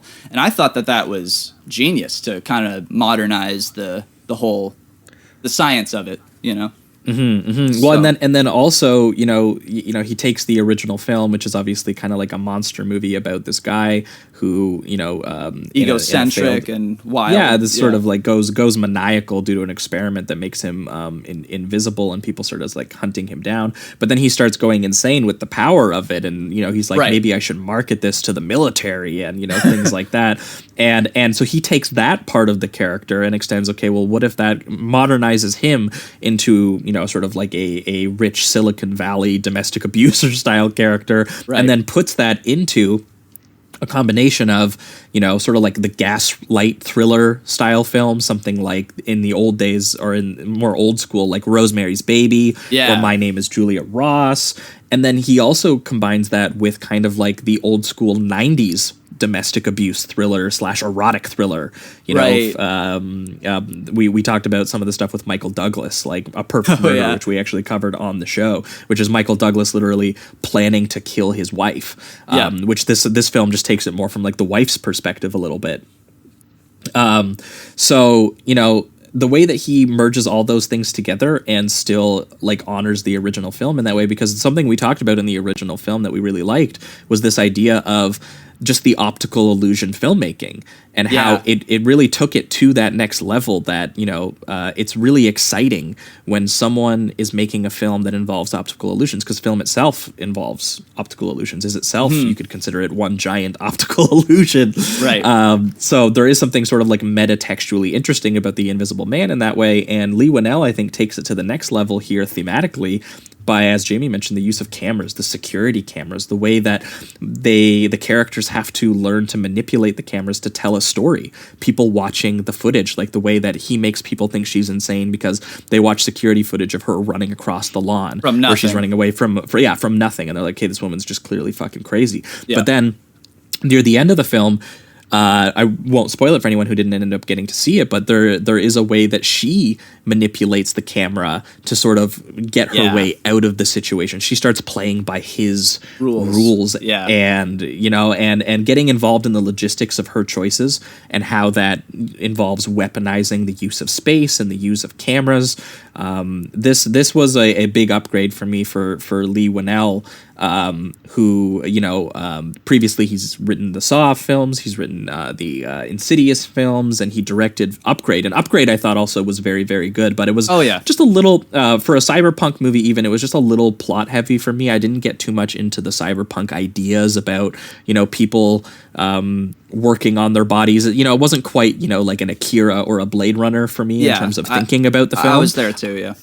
Yeah, whereas this film, despite the fact that it's once again very logistic based and plot heavy, I found myself thinking about this more. The way that he used the cameras, the way that he used his own compositions, like even just the shots of the Invisible Man's camera's suit like flickering on him while he's doing like overhead POV shots, or the way that, again, that hospital action set piece plays out where the camera, does like this very digital oneer where it's like moving with the POV of him preying on the people and things like that. And I think I described in my review that he got something right the original film did as well, which is just that the idea of an optical illusion being this real tangible thing in the universe of the film that's trying to kill you is fucking crazy, and it leads to exciting filmmaking ideas. And I think that for a relatively lower budget genre film made under the Blumhouse model,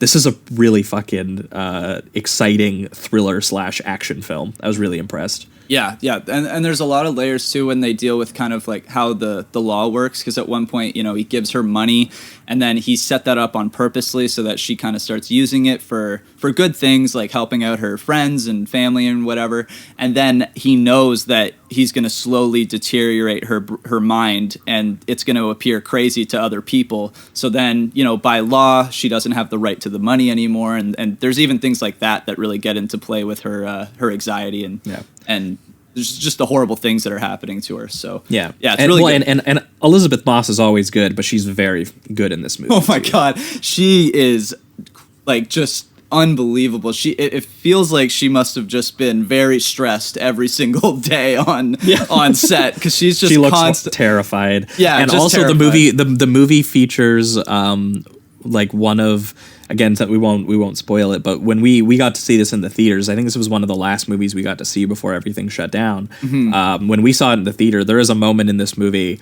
and I've rewatched it with other people showing it to them too, that is just, it is a giant gasp. Yeah, my brother audibly was like, "What the fuck?" It was great. In the middle of the family living room. It was amazing. So good stuff. A great moment, great performance.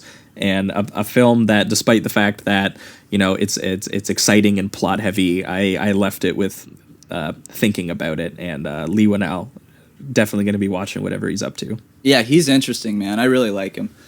That was your number 6 and my number 5. So what's your number 5? You get to go again here. My number 5 is Bad Trip, which we talked about a little bit, which I don't need to really elaborate too much. I just think it's a really, really good comedy, really nice and tight. And we were talking about kind of those like genuine human moments that happen. And one that I particularly loved was when he was on the bench with the old man, and he's telling him like, "Oh man, I love this girl, and I don't know if I'm gonna get another chance." Just doing that little romantic comedy cliche. And the old man, and this is all genuine because this is a real interaction besides Eric playing the character, is just like, "You know what, man? You just got to go for it. Because then you're going to wake up and you're going to be like, well, what if?" Which, old cliche, but just having it come from a genuine place, from a person that's just talking to a stranger. In a movie, it's like we were saying with that. Trying to walk him through his issue. Yeah, exactly. It's like when we were talking about how the people on the bus applauded. You would look at a movie and be like, this is ridiculous. No one would act that way. It's just really cool to actually see these genuine reactions that are kind of close to the corny and cheesy writings of romantic comedies. It's just, I found that endlessly fascinating to see. Sometimes the movies is just how we communicate with each other. Yeah, for real. But yeah, there's tons of stuff like that. And I, once again, just can't highly recommend it more. It's very, I was going to say too, and then how he takes that interaction with the old man, and then breaks into song. Starts like jumping on the cars. They do the full musical sequence through the mall and everything. Yeah, and the old man, this is the best reaction. I forgot about this. The old man, everyone starts reacting to Eric Andre being Eric Andre because he's just being a lunatic. But the old guy looks at all of them and just goes, "He's in love. Just don't worry about him. He's in love." It makes my heart warm every single time. I absolutely adore it. So, Bad Trip would be my number 5. Amazing. Yeah, what a great film. If anyone didn't get a chance to check it out, it's obviously, I think Netflix bought it and they just haven't released it yet, and so it's probably going to appear for a lot of people next year. We were able to see it because it briefly dropped on Amazon Video by accident, Amazon Prime, earlier in the year before Amazon sold the rights to Netflix. So I think this was going to get a theatrical release through Amazon. Oh, okay. Well, I hope it gets I hope it gets its shot next year if it wasn't this year, because it deserves it. Yeah, that's why we're highlighting it now. You all can remember and hopefully catch up with it when it actually comes out. Yeah, for sure. I'm just going to do my number 4 real quick because it's Tenet, and we already talked about it. So I really don't have too much to elaborate from what we talked about before. I just think that this is the most Nolan film that Nolan's ever made.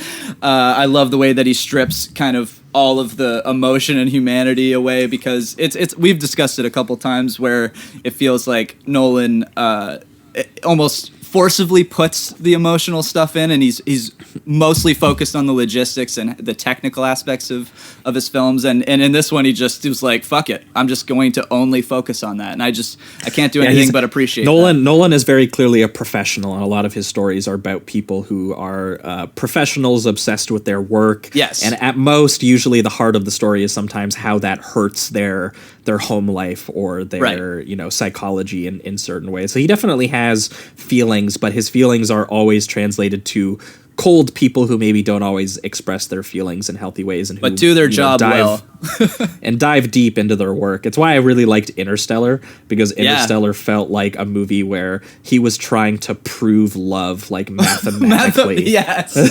Love that. I fucking love that.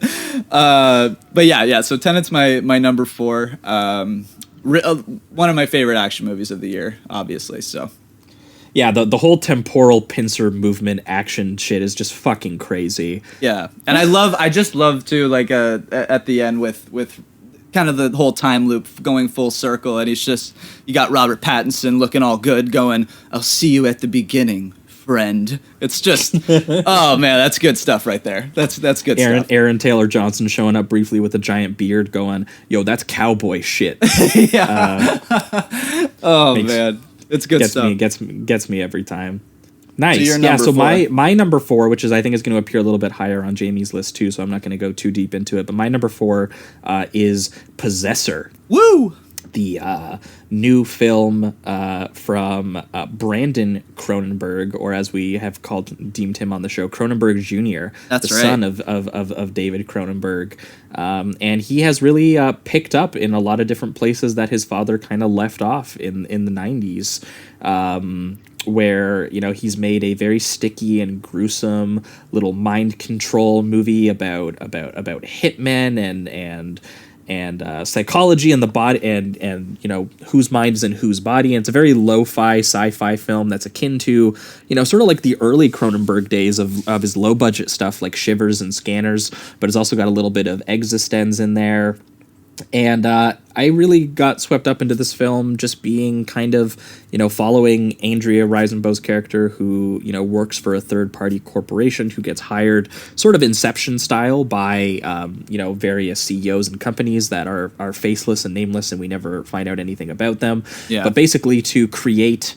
sort of similar to actually The Invisible Man, to create a narrative, a public narrative, to kill off people in various corporations, to basically do corporate espionage and corporate assassinations, and he does that in kind of this lo-fi cyberpunk way about things that feel intrusive and alienating, and how your job is sort of stripping away at your humanity and your mind and your body, and maybe you're just another tool in a corporate hellscape.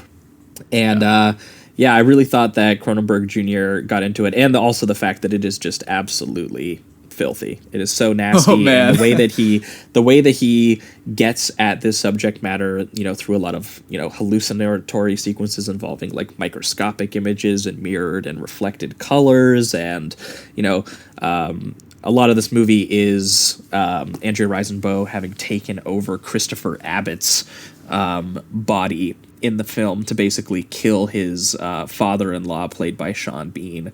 And the way that their minds become uncalibrated and tear from each other in the very fleshy, tangible way that he captures that, very, very similar to, the way that we've always talked about how David Cronenberg was always interested in sort of the psychological feelings and expressions that people have and how that seeps into bodily expression and bodily action and the toll that it takes on you in that kind of way.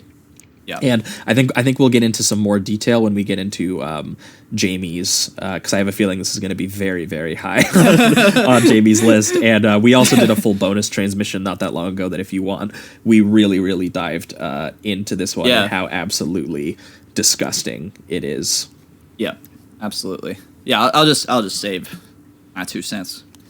Perfect. Yep. And so you already did your number 4, so we're on to number 3 here. My number 3, Jamie already did this one, but my number 3 is actually The Five Bloods. Yeah. Which, as Jamie mentioned, was Spike Lee doing the Treasure of Sierra Madre. The Hunt for Buried Treasure, which is a movie by John Huston starring Humphrey Bogart, which is just a movie about how a bunch of dudes basically go fucking insane and mad hunting for gold, and he transports that into sort of like the American Vietnam War style film or a Men on a Mission style film, but then also combines that with like a hangout or a heist movie that moves its way through Black history and also the history of Vietnam.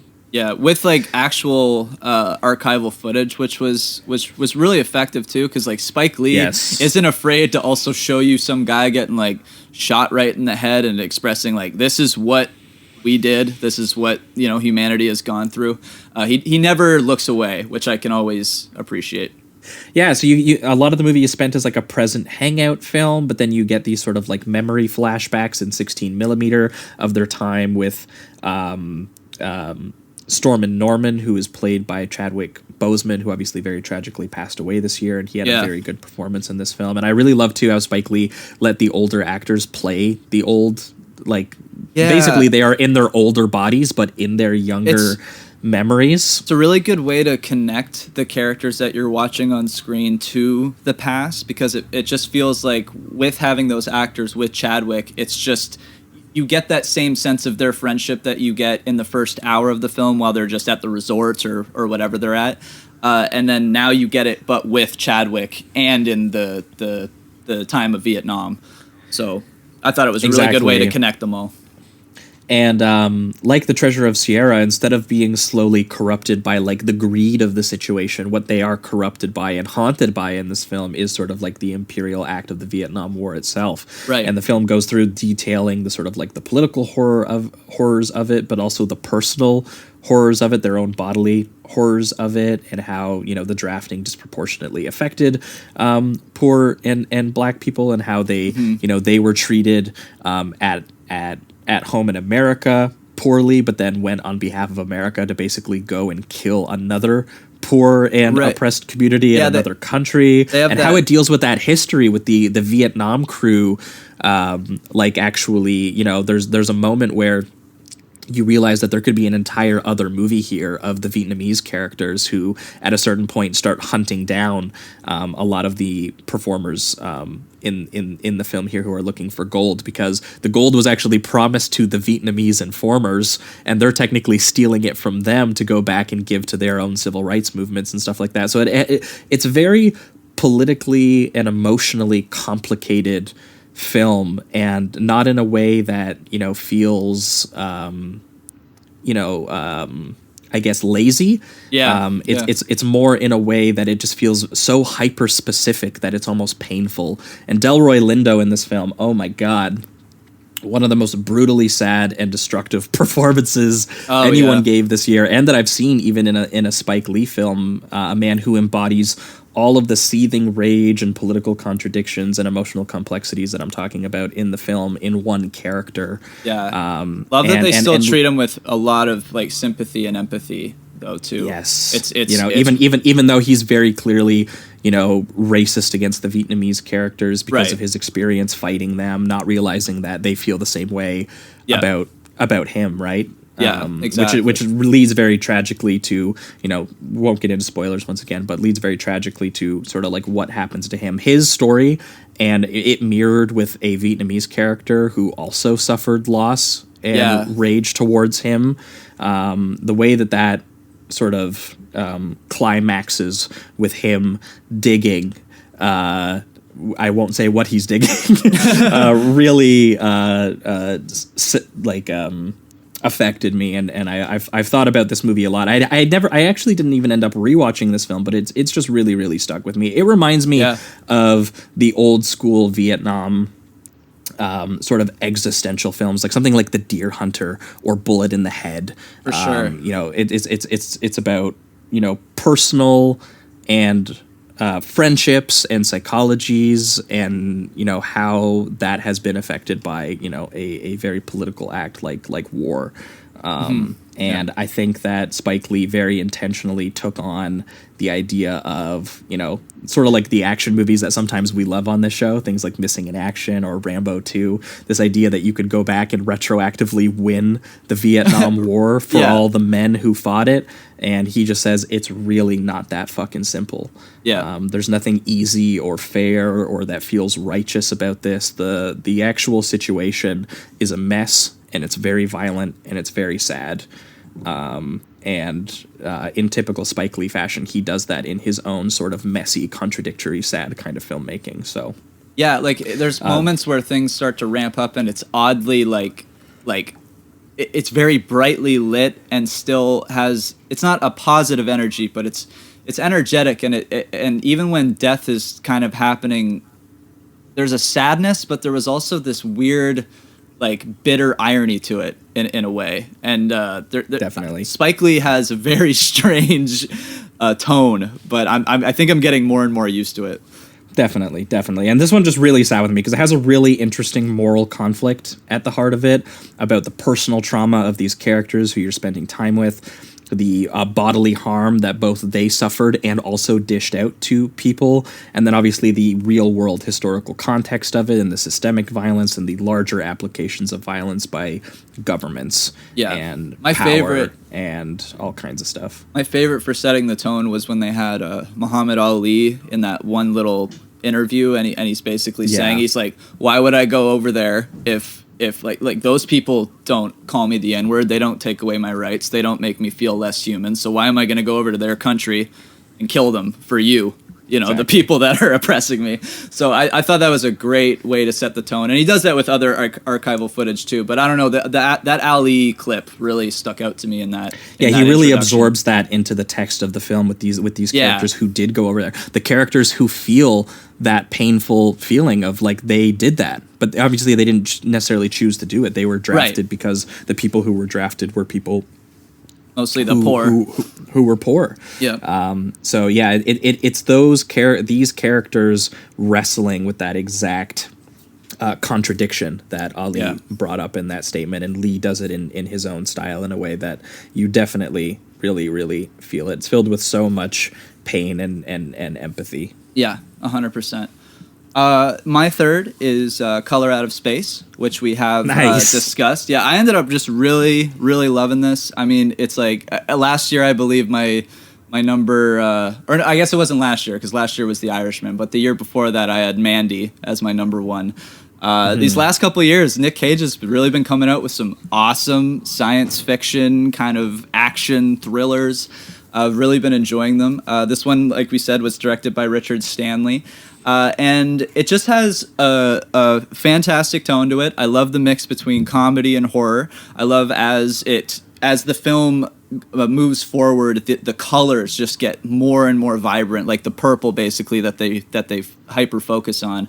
One of my favorite parts is as the movie goes on, the farm itself starts to like grow these beautiful, honestly, purple trees and purple flowers everywhere. And at one point when Nick Cage is he's starting to really lose it, he just gets into his car and just starts punching his car and screaming at the top of his lungs, true Nick Cage style. He just gets out of his car and realizes that his entire farm has been taken over by this like alien plant life. And it's just beautiful shot of just him and then everything in the background that he's looking at. And there was something really awesome about the way that this film progresses, not only the way that the bodies kind of deteriorate in the mind, but even the way that the alien is almost giving life to nature, but not to the humans, and then ripping it all away when whatever happens at the end happens, which I won't spoil. But yeah, great Nick Cage performance. Love the look of this film. I love the colors. Love that we got kind of the Thing llama monster, kind of very 80s. And it's using a lot of practical effects when it comes to like the blood and the body horror and all that. So just a really fun horror comedy that I really enjoyed. So yeah, I really love the way that the colors like exacerbate like the both the look and the feeling of the film. Like as the movie just gets like more insane and delirious and psychedelic as this alien creature who again we never find out the motives for or the consciousness of or what they really want. They just start infecting the world and your body and your mind kind of like all at the same time. And the way that Stanley does that as kind of like this weird psychedelic psychic breakdown almost to the point of absurdity, which makes it kind of funny. It still maintains a sense of just conceptual creepiness and a little bit of beauty here and there. Even in the artificial CG effects, it gives it that kind of uncanny otherworldly effect to it sometimes. That'd be a good way to express it. And my number 2, we're getting to the heavy hitters here. I have The Wild Goose Lake. Oh, me too. Oh, hell yeah. Look at us go. Number 2, baby. Plan it. By Diao Yunin. This is a Chinese film. It is a kind of like a slow and existential neo-noir to it that is very moody and very strange. And it is the one that I saw at TIFF last year that I have somehow just managed to I've rewatched it and I plan on rewatching it again, honestly, because I just keep being struck by the images themselves. I think this is my pick for cinematography of the year. Because it's beautiful. It's so beautiful to look at. Oh, it has in my opinion, the best opening like 25 minutes of like any movie that I saw this year. I think so too. Yeah, I have to say I rewatched this last night just to get a refresher, and that whole sequence from him getting to the club that they have the little meeting at where they're like going to steal the mopeds or whatever, to them actually stealing them, and then the kind of the crime thing that unravels in that scene. That 25 minutes is so compelling and so gorgeous and just seamlessly edited. Like it's just it moves so smoothly. I love it. Yeah, because anyone who's familiar with gangster films or with noir films, you're not going to be too surprised about the plot of this film, which loosely follows, sort of like an ex-con who gets back into, stealing shit with gangs because he needs work. And basically, a job goes wrong based on some sort of petty rivalries that are taking place amongst the gang members, literally over just like who gets the turf to steal bikes where. Yeah, it's very, very petty shit. And he ends up accidentally basically killing a cop because in a very dark nighttime quasi action scene, but it's kind of hard to describe it as action because it's so, again, the filmmaking is so still and so moody. It doesn't quite feel that way. Even the bare knuckle like bloody brawl that takes place in the middle of the gang meeting where they're all fighting over who gets what turf.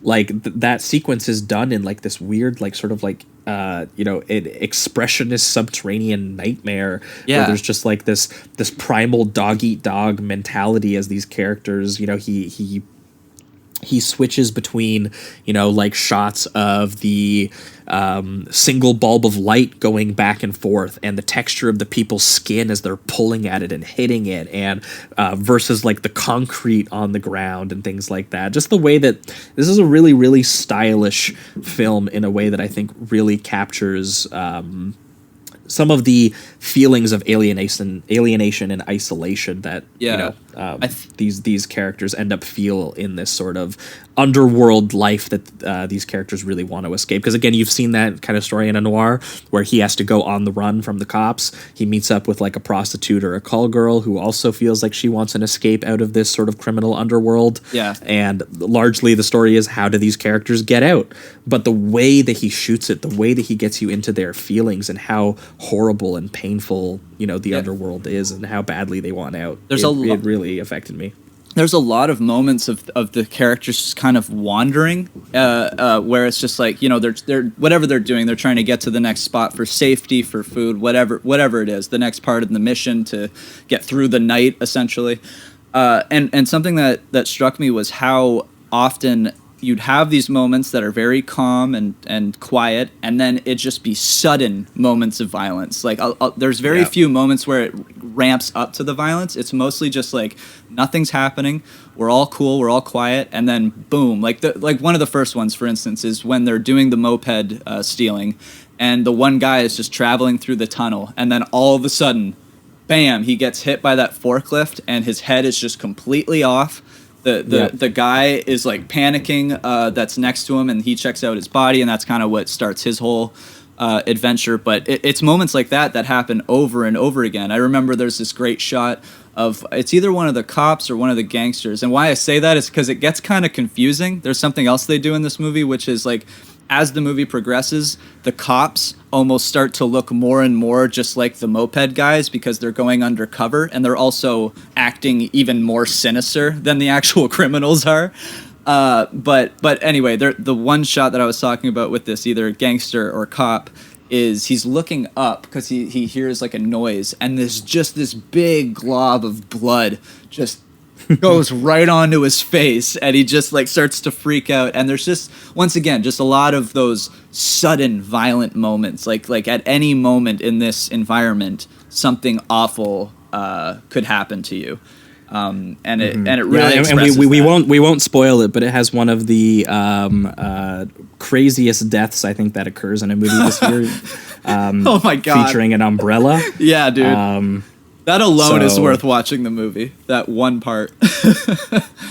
Yeah, the whole movie is just such a sad, like, existential and like surreal kind of crime film in his own way. Even though the plotting again is kind of basic, it's the way that the filmmaking gets at the feelings of strangeness and loneliness that really send it over the top for me. It's also pretty raunchy, which I found interesting. Like the one sequence where they're having this kind of intimate moment on a boat, and she spits out a certain fluid after the intimate moment, and there's also a particular sexual assault scene that's very just like very horrible. Like it's horrible, and it's the same way he shoots the violence. It's like it's just suddenly there on screen. Yeah, it's like hard cut to, and that and it's just so jarring, and it really just it's a gut punch every single time he does it. And it's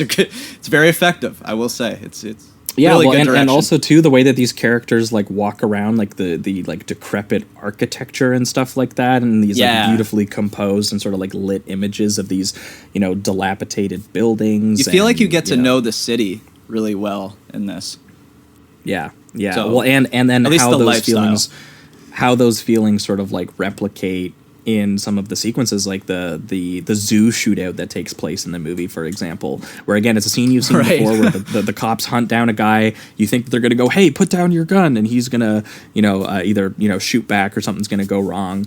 But the way that he films it is these series of sort of like intense close-ups of both the artificial sort of like set of, sort of like the natural jungle and environments that the animals are staying in. And then cut to also the actual primal animals themselves, like the tigers and things like that. And you get this idea of like a real living, breathing thing living inside, you know, like this fake world, this artificial world in a way. And that's kind of how you end up sort of feeling about these characters who are just wandering these broken structures. I mean, the whole movie is him trying to basically claim his own reward on his own life, because he realizes that he's more valuable to his wife dead, and he's just like, if I can arrange someone to take me in and, you know, claim my life and then get the reward money and share it with my wife, like that's what he hopes for, which is really, you know, sort of like sad idea just in general. But again, use your own life as the means for, you know, gaining that money. It's dark. But just it shows a desperation too. The way that he captures that in this almost sort of like avant-garde style that reminded me a little bit of kind of like the slowness and the stillness of sort of like what Nicholas Winding Refn has been up to kind of since Drive. Yeah, for sure. It has a little bit of that quality to it as well.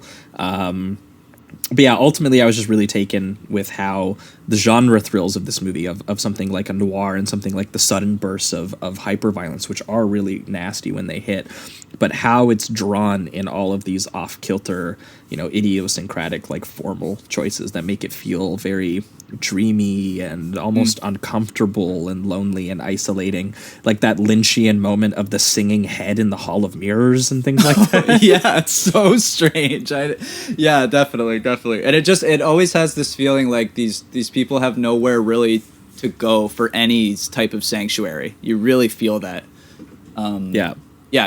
Fantastic. Couldn't recommend it more. Yeah, so if you want to check out a very strange existential Chinese noir film, you know, the Chinese noir is kind of having a moment right now, because I think last year I included, hold on, what was that one called? Oh, I think I know what you're talking about. I didn't check it out. Long Day's Journey into Night. Yeah, I still have to watch that. Which was one that I included last year. So there's a clear movement kind of happening here in among Chinese filmmakers, and I think it's really worth paying attention to, because this was just amazing. Yeah, hell yeah.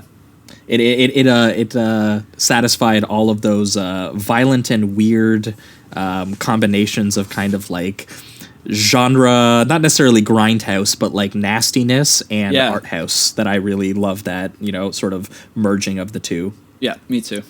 Which I think will actually also apply to both of our number ones as well, as we get into it. Because I can tell by process of elimination what your number one is. And mine is one that Jamie already mentioned, Bacurau. Yeah. Or Bacurau. Good one. Which is one that has basically been my number one film of the year since I saw it at TIFF in September 2019.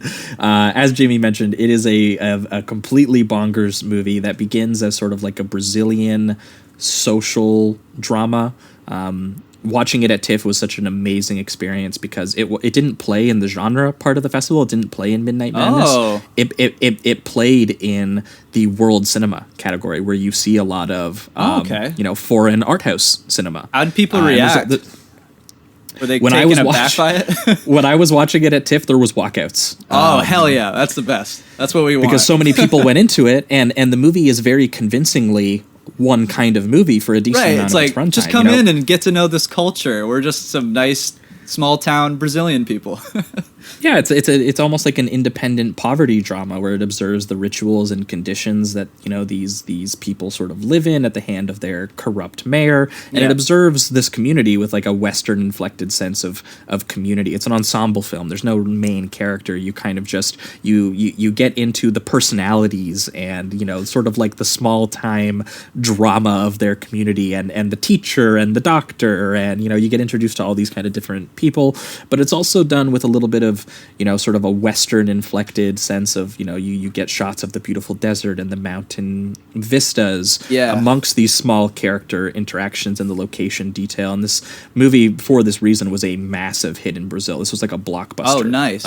In Brazil for this reason. Dude, I want this to be our blockbusters. Are you kidding me? That's wild. Yeah. That's awesome. Yeah. They got good taste.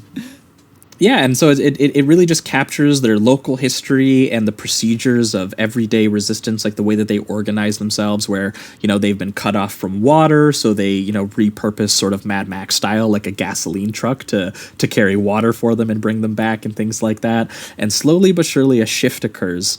There's some off-kilter tonal and formal details that sort of like signal it earlier in the film, but there's like a Brian De Palma split diopter, or like an old school 60s or 70s zoom that feels like it's straight out of a spaghetti western or something. Right. And you start to realize that the film very slowly is transitioning into what is essentially a spaghetti western splatter movie that is still you know, powerful about its sense of community, but also kind of funny and absurd. Yeah. The way that it draws the Western characters, as Jamie mentioned, who, you know, are just a bunch of rich people from various European and North American countries who are paying to basically just genocide a fucking community, literally wipe them off the map, and their own country has basically like sold them out. Yeah. That's why they've been wiped off the map, because, you know, they've been it's revealed, you know, sort of later that, you know, like the mayor and other people in Brazil basically made a deal with them to kill their poorer communities and things like that. But as you watch it turn into like a John Carpenter sort of siege picture, like Assault on Precinct 13, for sure, as they do armed resistance, it's so shocking and so surprising, because again, you were so lulled into, this is a nice poverty drama, to here's a man's face that looks smashed in like a Kinder Egg now. Yeah. I also love that imagery they use very kind of subtly, like it's only used a few times, but it's very, very focused on, which is the drone that they're using is like a UFO kind of thing. So it kind of has this weird sense of like an invasion, or like these white Westerners that have come over to kill all these people are just so like, they're like extraterrestrial aliens essentially, because they're just so fucking evil. I really like. It's that. Funny too, because they all have like very cartoony personalities a little bit too. Like they're done. It's kind of like watching Western characters done in that same cartoon way that like sometimes foreign villains can be done in other films. You know, from made in American films and stuff like that, where they're just kind of like cartoonishly evil. Like Udo Kier shows up as like a former Nazi. And he just starts very good at playing at. And he just starts killing like everybody at one point, which is hilarious. Like he's just he doesn't seem to have any real sense of directed hatred. He's just like, fuck everybody. And I was just really taken with how that shift thematically really signals this idea that, you know, by going from a foreign class drama and then moving straight over into sort of like Western genre films while they're resisting Western characters. It feels like a culture adapting and weaponizing the language of the people who are hurting them, harming them. And, you know, this includes, you know, references to things like Sergio Corbucci, like The Great Silence, or Sergio Leone, like Duck You Sucker. Literally, there is unused Carpenter score that appears in the movie. Oh, nice. I didn't even know that. That's great. Yeah, so the back half of the film, it just really deals with American, the sort of cinematic language of American and European genre cinema, which obviously is huge for someone like me who's really into, you know, sort of like, again, I think they programmed a series of things that inspired them, but things they included are shit we've covered on this show. It was like Great Silence, nice. Southern Comfort, Wake and Fright, Long Weekend, like bangers. These dudes really know their genre and exploitation cinema history. And the way that they are like, what if we use that for our own community, and the way that it's so politically activated in the sense of resistance, especially too. Apparently the reason it's been a huge hit is because Brazil is not very stoked about their prime minister or president that they have now. Okay. And that's a huge thing, is that people have been, apparently rowdy audiences have been shouting about the president, like that's at awesome. screenings of it and shit like that. Like that's how amped it gets them, because it's so in tune with just the community and the people. And again, we won't spoil it, but there is one of my favorite sequences of just the entire year is a sequence that reveals their history and how because you do wonder at a certain point, how could they be prepared to resist this level of sort of Western violence where they're coming in with weapons to kill them. And modern weapons. Like, they make a point that the Westerners have, like, earpieces in, they're using drones, like, they have a very modern, they have the modern technology, whereas this village wouldn't obviously be able to afford that or even have access to it, so. Yes, so the overall lesson, I think, is like when you choose a poor and marginalized community as the target of your violence, you should maybe consider that maybe all of the precarious conditions that they have already live in, maybe it makes them stronger, maybe it makes them more resilient, and maybe it's necessary. They might be more prepared than you think. Yes, and holy shit, we won't spoil it, but like, if you haven't seen this film, when this goes resistance mode, it almost goes like S. Craig Zoller mode in certain elements. One of my favorite shots is it's not a big spoiler, it's just this awesome split diopter shot where one of the Westerners is kind of like looking around for one of the Brazilian people, and in the left side of the split diopter shot, you see a gun just slowly emerge from a floor panel. And it's just this, I love the shot because it's just hyper focused on the Westerner who's looking, and then right in the background, you just see like death slowly approaching. And it's great. I love it. Dude, yeah, there's so many great details we can't even get into because we don't have the time. But again, we did a bonus transmission where we talked about a lot of it. But like, again, this has like a Brazilian drag queen playing like their version of like a Che Guevara character in the film too. Fucking awesome. Yeah, this is just modern exploitation genre filmmaking for me at its most fun and political and idiosyncratic. And I just had a blast with this movie, and this is exactly the kind of stuff that you really want to see. So that's why it was my number one, and I will let Jamie do his number one, and then I have a bonus surprise after Jamie's done his number one. Beautiful. All right, well, of course, my number one is Wonder Woman 1984. No, we're not doing that. No. It's Possessor. Wonder Woman was trash. All right, so this was directed by Brandon Cronenberg. Had to do it to him. And or Cronenberg Jr., little baby Cronenberg. And I gotta say, this is the only movie I've seen from him. He does another one called Antiviral. Have you seen that one? Yeah. I have seen that one. I kind of liked it. I thought it was a curiosity. I wasn't super impressed by it or anything. Though, for sure. So this is definitely not in the same way I was with this. Yeah, I feel like he's really putting a little bit more of a personal touch on this. Like you definitely see his dad's influence. What with like the kind of the guy struggling with the physical toll it's taking of switching bodies, getting used to your physical body, being completely uncomfortable with your physical body. All of those ideas that Cronenberg or David Cronenberg puts into his movies are definitely here. There's something, though, about the way that there's like a real coldness I found to Brandon compared to David. The way that he films the corporation, for instance, like there's a lot of the time they'll do something where it's at least you see, kind of like a full office or desks or something like that. The way that he films this corporation is just like black rooms with one or two tables. Like all the humanity has been completely stripped away from these people. And that's something I found absolutely just I just love that, because what they're trying to do in this company is they're, like we said, they're using people to take over other bodies to assassinate high-ranking people, whoever that may be. And in order to do that, they have to essentially strip away your emotion and humanity.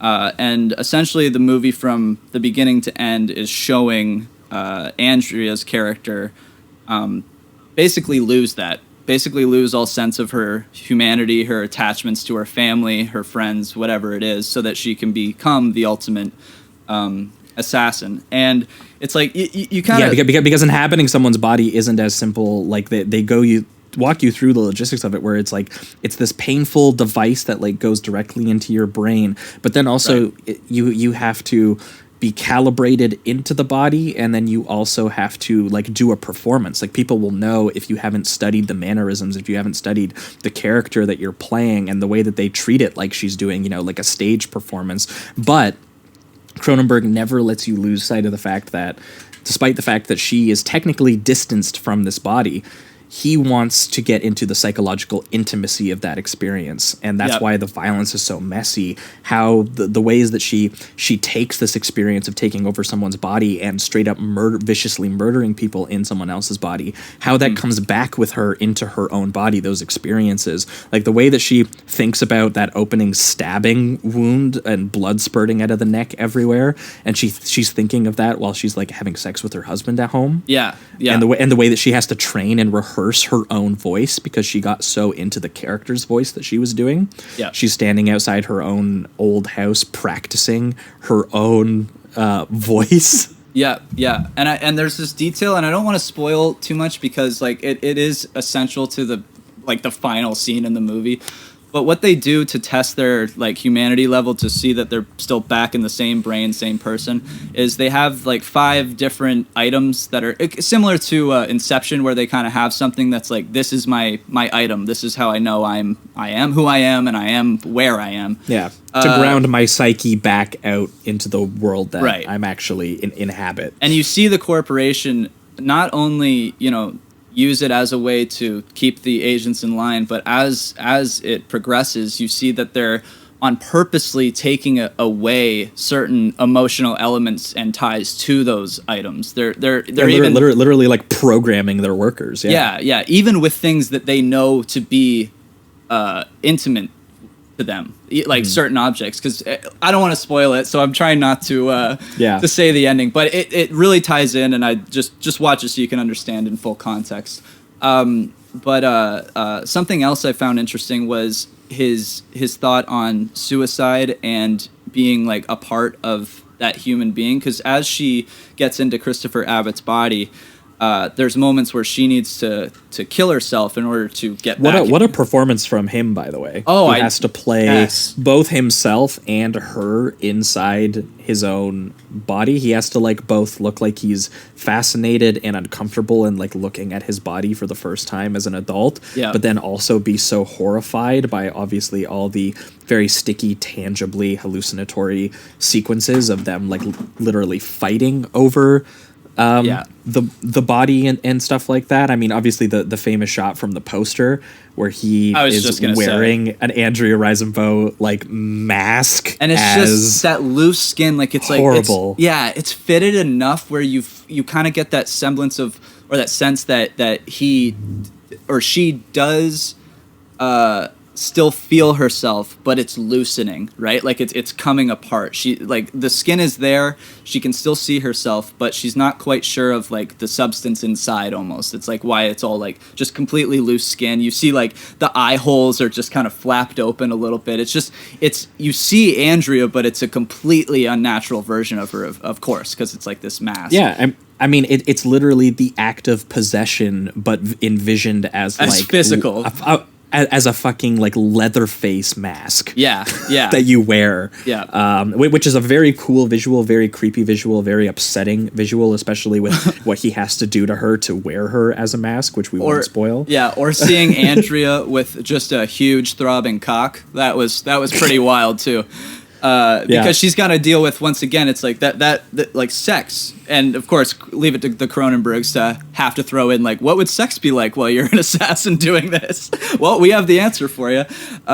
She's just like staring down, and Andrea has a very like small build, so to watch her go from the top down and then just like the big Christopher Abbott penis, and for her to kind of like she's really struggling with that, but also kind of having a pleasurable moment with the girlfriend too. There's just a lot of things that are crisscrossing a little bit in her brain, and you just feel the anxiety. Like this movie, what part of the reason that it's my number one is that while I was watching it, I felt the horror. Like I really felt the anxiety that these people were going through, and even that, like I was talking about the suicide, them having to struggle with that, like put the gun in their mouth, and this happens multiple times, and they're just, it's like, they've gone a little too far. They feel too human, and they just have a connection now in which they can't do it.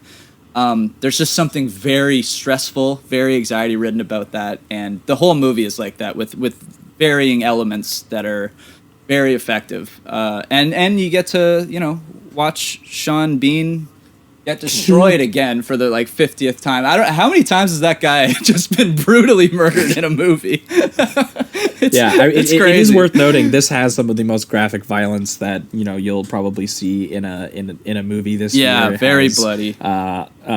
Violence to eyeballs, like our good friend Lucio Fulci.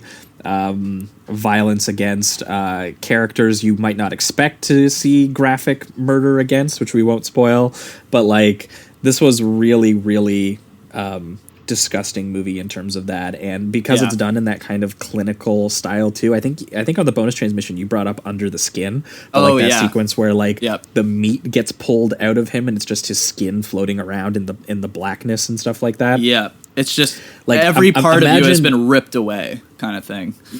Yeah, so imagine that, but also with done in sort of a sort of psychologically fractured kind of style of filmmaking that involves sort of carnage and going through memories, like when he puts her mask on and he starts seeing her memories and things like that. Even gets to that point where they have that really cool, it's red and blue and purple color on the screen, and it's like them stretching each other, like they're trying to fight to get to control basically over the one body. And so you kind of see this weird psychedelic representation of them pulling apart from one another, and it's very, very vivid and a great way to kind of express that the physicality of what they're going through inside their brains.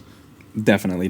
And there is a classic Cronenberg tearing prosthetic graphic effect that takes place during that sequence. Yep. And I won't spoil anything, but we got another entry for Fuck Them Kids Cinema, so that's fun true. too. That's true. Yeah, what a movie. Crazy. I loved it. Number one for me. Hell yeah. Well, those were both of our number ones there, and I have a surprise little twist at the end here. Beauty. I have a slight tie for the number one spot. Ooh. For something that I just really felt I needed to include, and I couldn't figure out where I could put it on the list because it didn't really make sense. But I decided, you know what? This was something I really needed to give a shout out to. A little horror short film, actually, called Sun Gazer. Directed by a friend of the show, which might be a little bit cheating, Perry Rulland. Hell yeah. I gotta watch this still. I have it actually on my webpage ready to rent. I just didn't, I haven't done it yet, so I'm excited. Yeah, I thought about sending it to you last night, actually, to be like, maybe you should watch it before we do it. But I was like, you know what, I'll leave it as a surprise. Yeah. I'm sure most of the people, especially in the Discord who know Perry have probably already seen the film, but it is a short 8mm little cosmic horror film done in this very grainy, sun-stroked style. Mm-hmm. But it also has kind of this silent film quality to it, this urban legend. Perry, I know, likes a lot of, black and white silent film era horror, and he incorporates that into it. And the super 8mm film, which is very grainy and very textured. Yeah. It's almost like the movie itself has a hard time capturing detail. It's almost it's obviously it's not pixelated, but you get this feeling of, the grain itself struggling to hold the shape and the detail of the movie, which he uses while he tells the story of a guy who, the reason I wanted to include this is because this is a character like Jamie and I. This guy just wants to look into the sun, man. He thinks that there's something there. And he's developing these glasses to be able to do it, and he thinks that he's got all these drawings and pictures of this dude who might live in the sun, and he's got the goggles and he's got the drawings, and there's all these superimposed sort of images of his earthly tools versus the crude vision of what he's curious for. And the way that all ends up combining into this washed out surreal creature himself, and there's this sort of eerie synth music that plays to it. Oh, cool. It was one of my favorite things that I saw this year. It itself is kind of just one sequence, but my God, it had a lot of strange beauty to it, and it has an insane ending where you and the character are just swallowed into just this unbearable, harsh, flickering reality that honestly, I thought it was the reason it's tied for number one is I thought this was the most Lovecraftian thing that actually came out this year. This had more cosmic fear of the unknown than even Color Out of Space did. Very cool. Very cool. And the way that he messes with sight and the way that he's disruptive with both your vision and your hearing, which fair warning to anyone who can't handle like strobe effects and stuff. You got to watch out for this.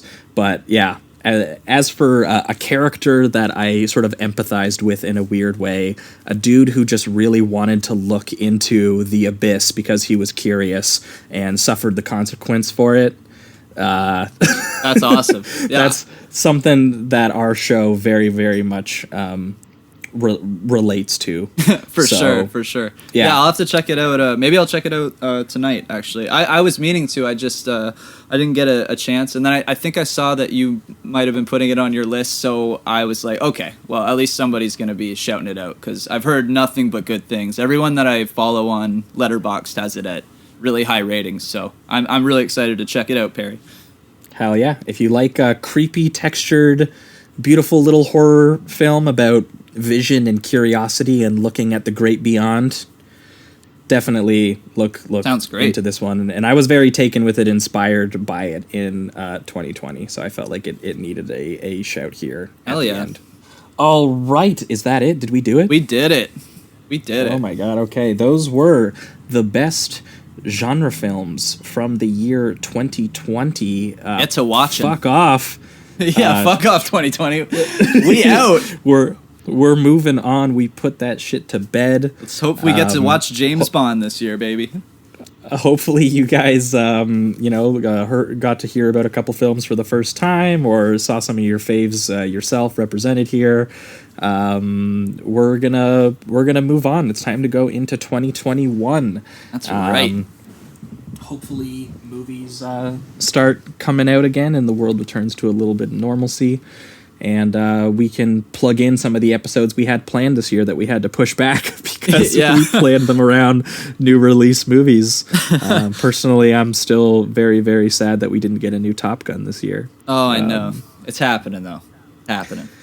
We're gonna get there. Well, thanks to everyone for obviously listening to the show. We had a lot of growth in 2020, and we've had a lot of growth over the last just 3 years in general. We're obviously very grateful. This is very much absolutely insane that we get to do this, and that there's so many people who are interested and tagging along with us. We hope to see you guys through the rest of 2020. We got lots of stuff planned. I mean, next week we're just resuming right back to regular scheduled programming. We're going to have an episode on John le Carré, who recently passed away. He was obviously the very well-known spy thriller author, did a whole bunch of really amazing books involving the character George Smiley, and lots of filmmakers have taken a stab at his work because they love his books so much. So we're going to be talking about, for the bonus episode next week,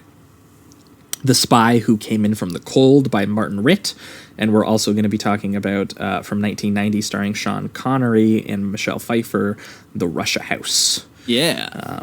Both of which are kind of Cold War thrillers with, done in his typical fashion where he's kind of the anti-Bond author.